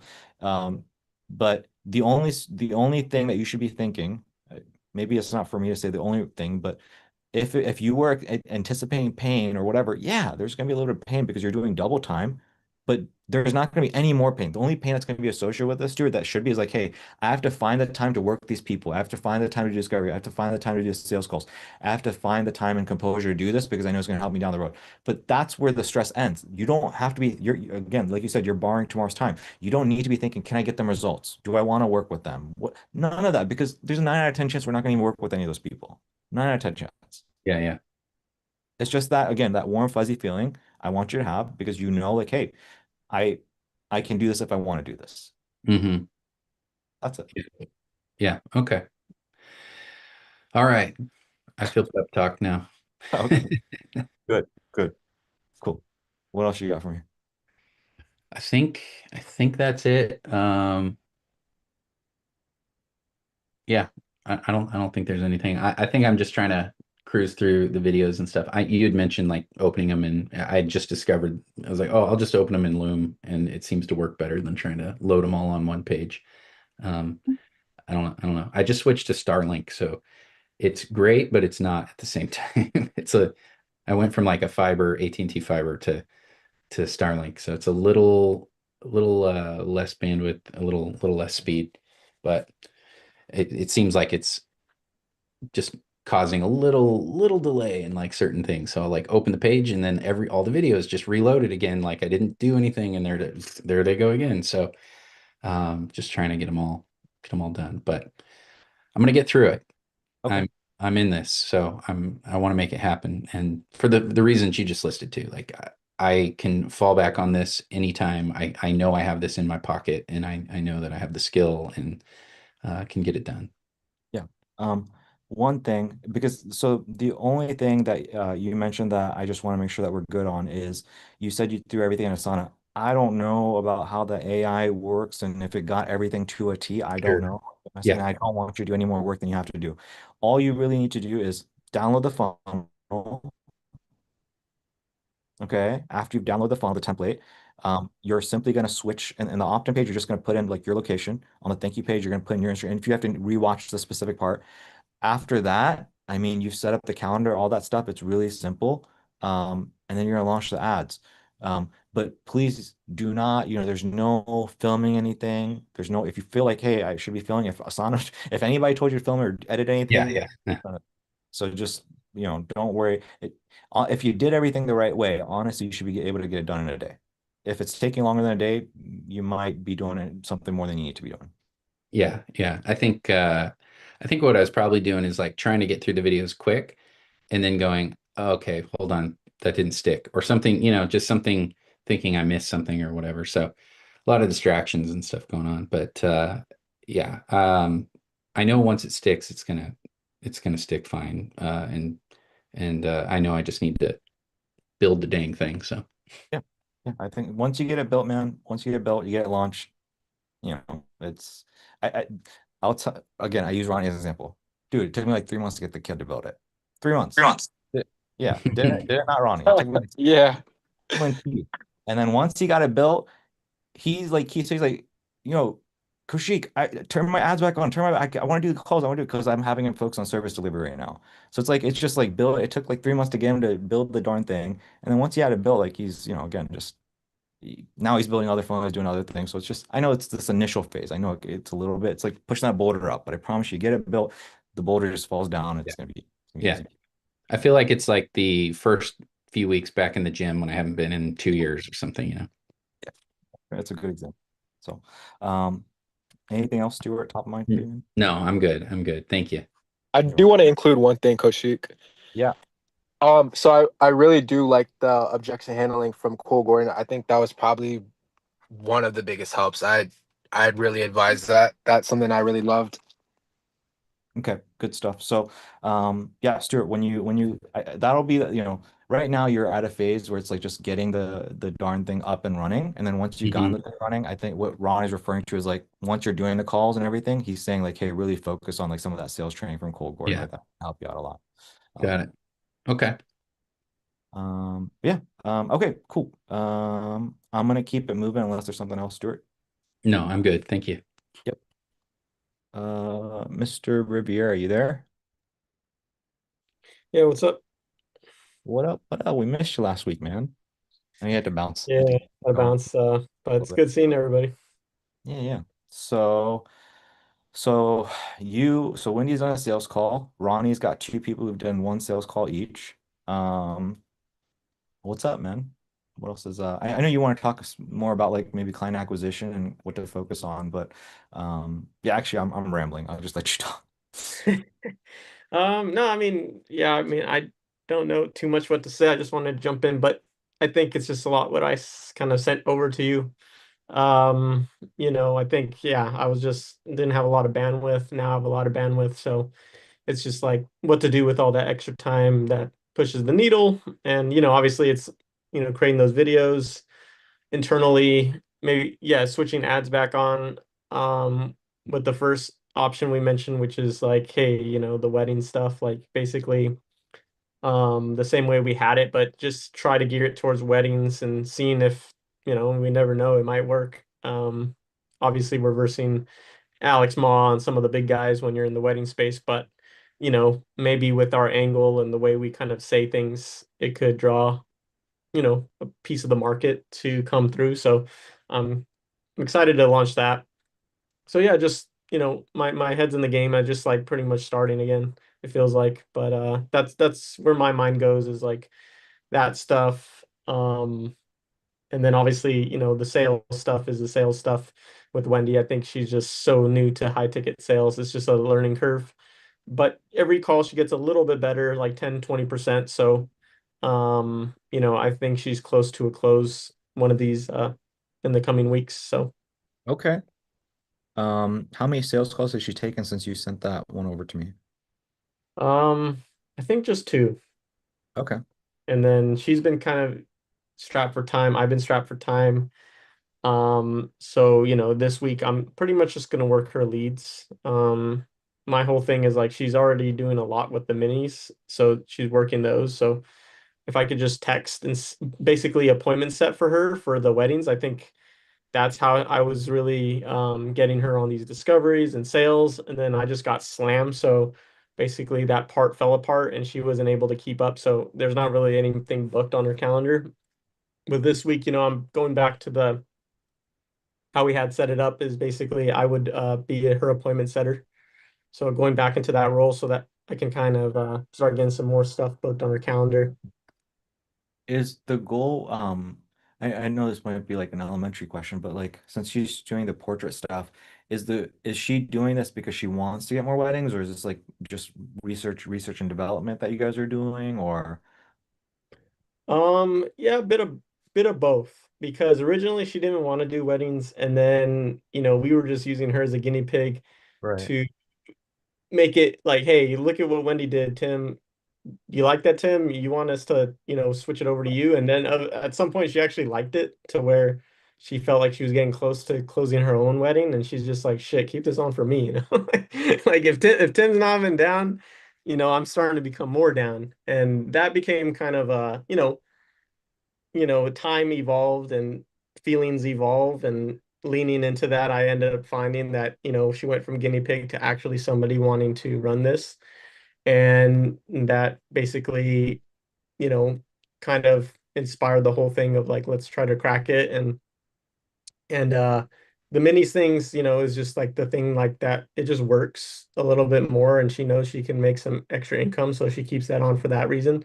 But the wedding stuff, basically she doesn't want to, she wants, in her ideal world, she told me, she basically said she would love just to have one wedding booked a month and then she can work all the other minis. She doesn't want to go too heavy into weddings, but shit, if she can like line up, 12 weddings a year, or 10 to 12 a year, and she's working minis on the side, she could potentially leave her job. I see, I see, I So see. she could potentially leave her behavioral therapy job, which takes a lot out of her and takes her away from booking as many minis as she could be booking, takes her away from, really being on the wedding stuff as much as possible. So we're trying to figure out how she can finally segue, and her job now currently with the behavioral therapy, it's like client based. So she has like three clients, three moms with three kids with autism, right? And then she basically works them in the calendar And either she in our ideal world, one of the kids graduates, basically does no longer needs behavioral therapy, and she can basically, if they say, "Hey, can we book you with another kid?" She'll basically can say no, and we can slowly taper off, and then she can slowly, because she can book like Tim, like no problem, like six, whatever. She just has no time to do calls, and then she has to fit them into a 1 day a week. I'm only good Sunday, and that only works with so many people's schedules. So long-term thinking is like, hey, she wants to do weddings like one a month, and then she could potentially, with that extra income, taper off her main job so she can book more weddings, more minis, and be like a full-time photographer. So I'm just trying to lean into that goal, and I know if I help lean her into that, she's also a champion for us in terms of being like someone boots on the ground. So I know it would be helpful to get her to that goal, for everyone. Her 9 to 5, it sounds like it's not a 9 to 5. It sounds like she gets paid per like session or per hour or something. Per session, but I mean, equates to like 38 hours a week. So she's Right. super strapped for time, and she has to create lesson planning and things outside of those 38 hours too. So she's probably 45 hours a Okay. week. Okay. You think about all the things involved. Okay. Okay. I was just why not do like instead of like one wedding and some minis, why not and I'm not challenging, I'm just curious. I'm just asking for Mhm. why not shoot like maybe like two weddings a month? I should be open to that potentially. Yeah, I mean, it's just I think she just doesn't say it from a belief perspective, just because she can't even get the one wedding a month. That maybe it's a thing of like, hey, like I haven't seen it to believe it yet, but obviously that's our end goal is to have her crack the code on sales, and she could potentially do that. But I think she would be open to two a month. She does love the minis though. It's like Tim. It's like it's like I can't get them off these damn minis, but you know, um, I think she thinks like for lifestyle, she would just get burnt out just doing weddings. So I think in her mind, minis is like that easy shoot you could book on the calendar, and that can make a chunk of income, but also at the same time gets her away from like feeling like she's doing the same thing over and over. So Yeah. I think that's why she wants a blend. I'm speaking for her. She may have different sentiment, but from what we've talked about, it just seems like she would get burnt out. But yeah, I don't know. Okay. Cool. I'd have to communicate with her more to get more of a idea of what's going on in her head. But I get it. It's like, when I look at like, for example, I don't know if this is the best example. Like I looked at like Parker Walbeck, for years. He like never offered sales calls, high ticket. It was always just like courses. And it made sense. And once I started like offering, calls and coaching, I get it. I was like, oh, those are two completely different business models. Like selling online courses, just like focusing really heavy on marketing and ads and YouTube versus like, this is like, there's a completely different, farm. I'm like, okay, I get it. So maybe for her, it's like she's like the Parker Wahlberg. She just wants to do one thing, and that's good for her, mindset and who she is. And I was just wondering. But going back to like what we were talking about, yeah, I mean, like, are there things that like you wanted to touch on, or because I know I wrote your freaking novel like to get, but yeah, I have to look back into like what I mean, closer to I'll probably film tomorrow just because now that I know it's like geared towards weddings. So I'm like, okay, so I basically just make a Instagram DM. Like, is it similar to the videos I make when I show everyone like how to set up Instagram DMs? Like, I guess the video is a course for somebody's watching, hoping to learn how to set it up themselves, right? yeah, Is it's that just the thing? all I'm doing is I'm replacing this bit right here. So introduction, fundamentals, 30,000 feet view, a crash course of on Facebook ads, create your creative. So I'll probably replace this, create your creative, and then set up your ad. And so my ad is just again, remember how you said like, hey, Kushik, like the way I set up my ads is very different than what you have. I just want to make sure that the guys are up to snuff. They're doing it the right way. So if you went ahead and created that, I'll just plug your videos in here. That's all. Oh, cool. Should I just do the IGDM? Because I just feel like that one works way better. Um, Unless you want it for like dual purpose, I can do both. But I just, yeah, I don't know. So Um, what I was gonna do is I was gonna have a video up top. So the way it was gonna look is like, there's one video right here, and then there's going to be two different videos right here. And in this video, I was just going to say, hey, below, you're going to find two different videos. One is going to be for IG DM ads, and one is going to be for Facebook PM ads. And then maybe I might even have one. This is for like wedding filmmakers. And so basically, this core video would just help you, hey, based on what you need, because we might have photographers, we might have videographers, we might have like people that Instagram DM ads work better for. Some people PM ads work better for. So for example, like Aiden, PM ads work really well for him versus yeah. DM. So it's like just like multiple things for them because you know we just again if something doesn't work for somebody we can just like tell me hey, watch this video and just do it this way. It didn't work, okay, try this one. Yeah, That, okay, okay. I just want to get the thinking. Okay, cool. Yeah, yeah, I can make both. cool. Thanks, man. I'll have to um check. I'll have to check. I haven't checked, honestly, I haven't checked her numbers in a recent while for the wedding stuff, but I know she still gets wedding inquiries. I just want to see if it's still healthy. and you want to make sure you set that up right where you like you go all the way from the campaign to the ad set to the ad, and you're saying hey, in terms of the ad, this is what we're finding works really well, and you want to actually show the creator and be like hey, these are the things that I'm seeing, so you want to create some kind of variation. You can even like find some other ads from other people that are like similar in the format. Essalon was running them and it's working really well, so it's like so this way Yeah. people can again they just watch one video and they just know how to set up everything from the campaign ads to ad level. Yeah, yeah. Okay, from every level and just okay, cool. Yeah, yeah. Yeah, it looks like she's still getting $8 a lead from the Instagram DMs. So, and she hasn't told me there's any bots or anything. So, um Cool. yeah, it seemed like that helped the most with the bots was just the change of format to Instagram. So, but I'll make both, and just I'll kind of be objective and just more matter of fact and just, Right, set it up. right. So it's Yep. not implied opinions. It's just here's Yeah. how to build it. Yep. Yeah. Anything else, dude, that's top of mind for you? Um, that's pretty much it. It's funny Esto's running it for himself. I've even thought about fucking I'm like because I get antsy, seeing Wendy, like I love seeing her grow and get better at sales, but at some points I'm like shit, man, I want to let me close the wedding in this bitch. Right.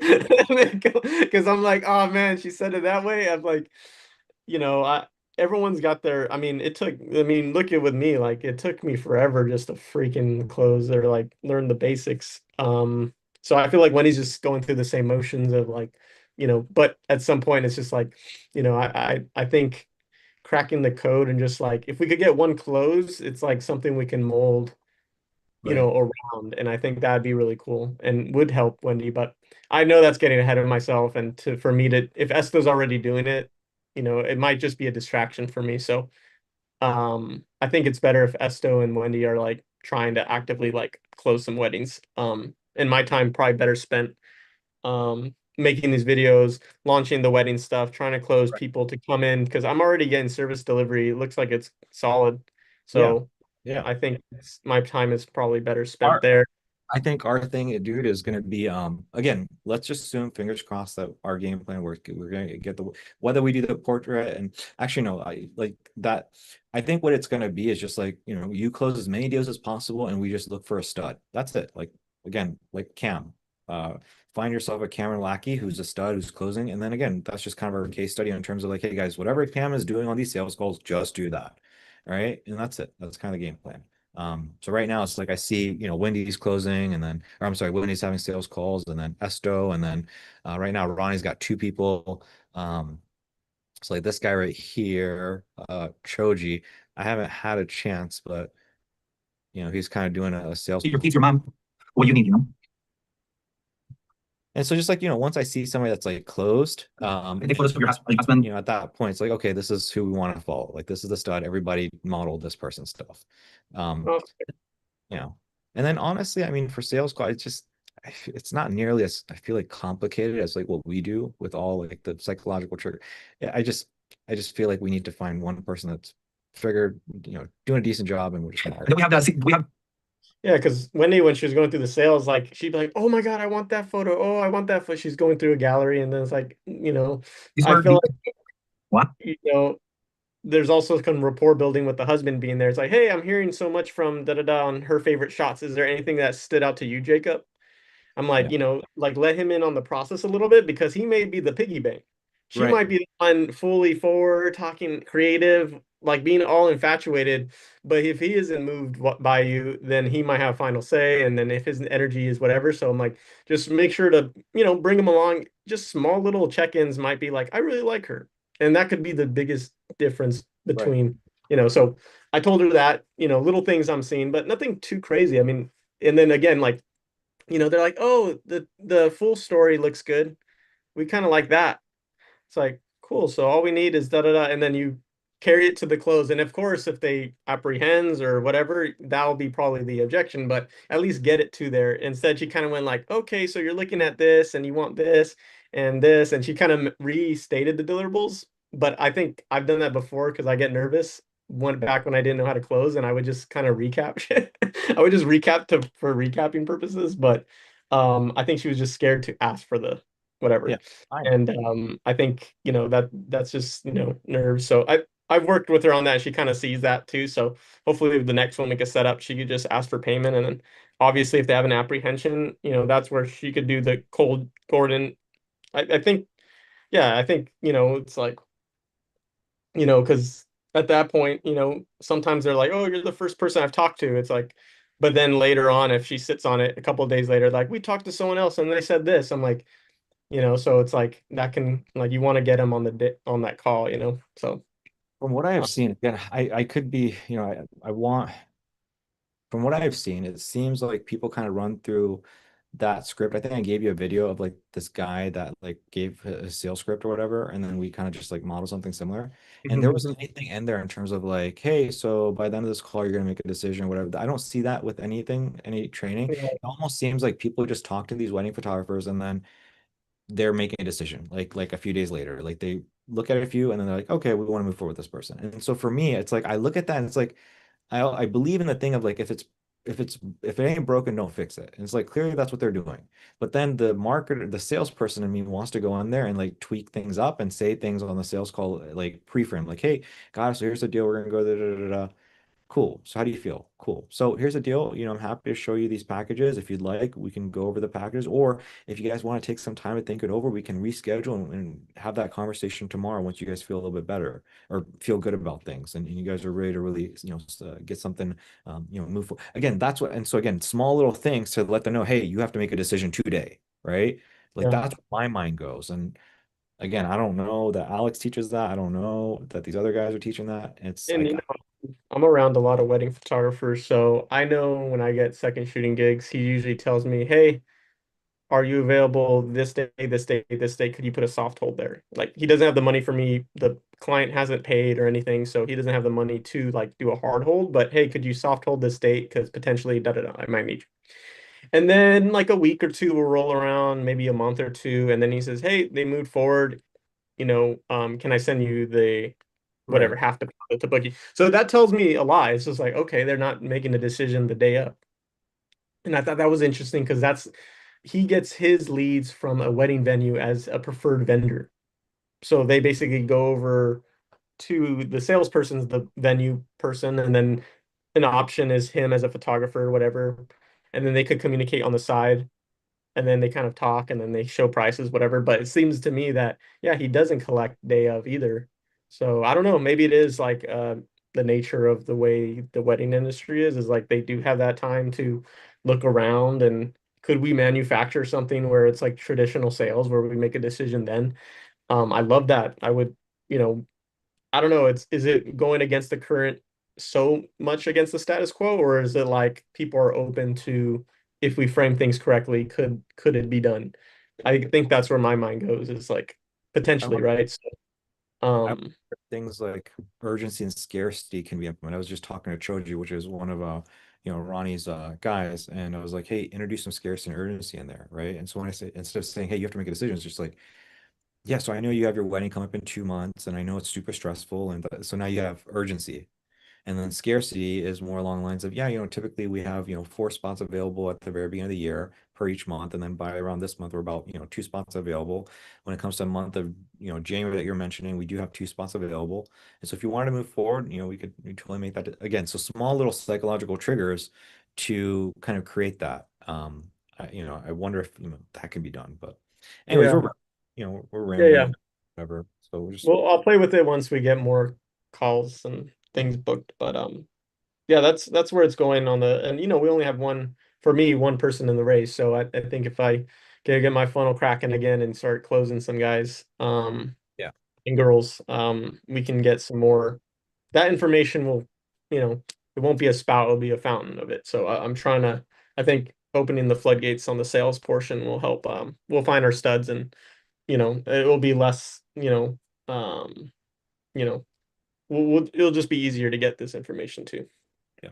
Yeah. Exactly. I have someone that also potentially I could close, that I met on a wedding, and she's like a second photographer for the main guy, and she basically said, please, can you share anything? I know you were talking about minis and you were doing lead gen. I've been so slow with weddings, that if you'd be open to weddings. I'm like, oh, funny enough, I'm actually working on, or I didn't say working on it, it's like we were actually doing weddings. I kind of, but I didn't really give her too much information. I just kind of let her know. She's like, please, like, and I have her number and stuff. So potentially that's someone I can, Yeah. is warm and that I've known for years. And That'd be we great. can roll in with that. And we could get her into a county that Wendy isn't using right now. Riverside.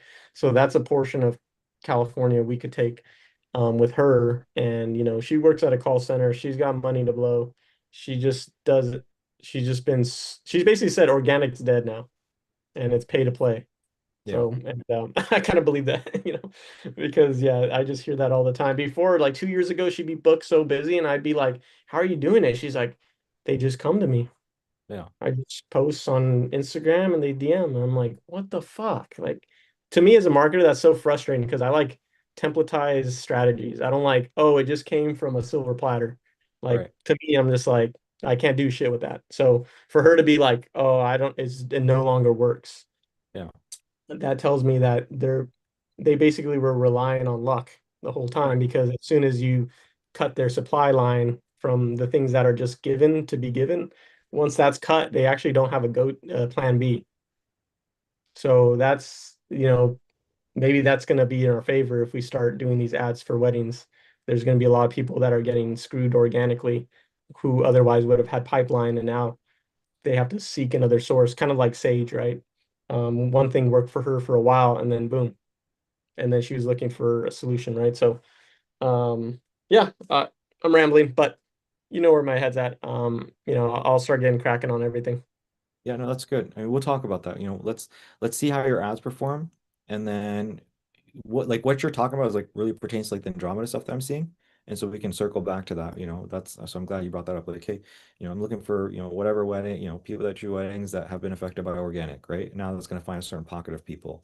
Um, but yeah, I think let's like launch your ads. Let's see if our theory holds to be true. Like we're getting cheaper cost per acquisition, specifically for wedding photographers.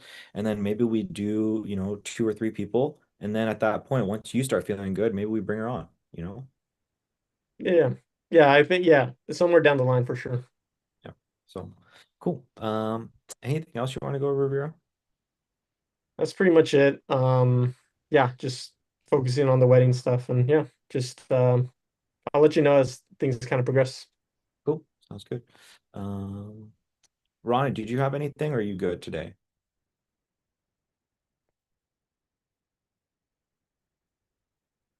Ronnie, you there or you're not there? If you're there, we can't hear you because you're on mute. I'm good for right now. Okay, cool, cool. All right, well then that is everything. Stuart, you need anything or you good? I think I'm good for now. Yeah, thank you. Yep, yep.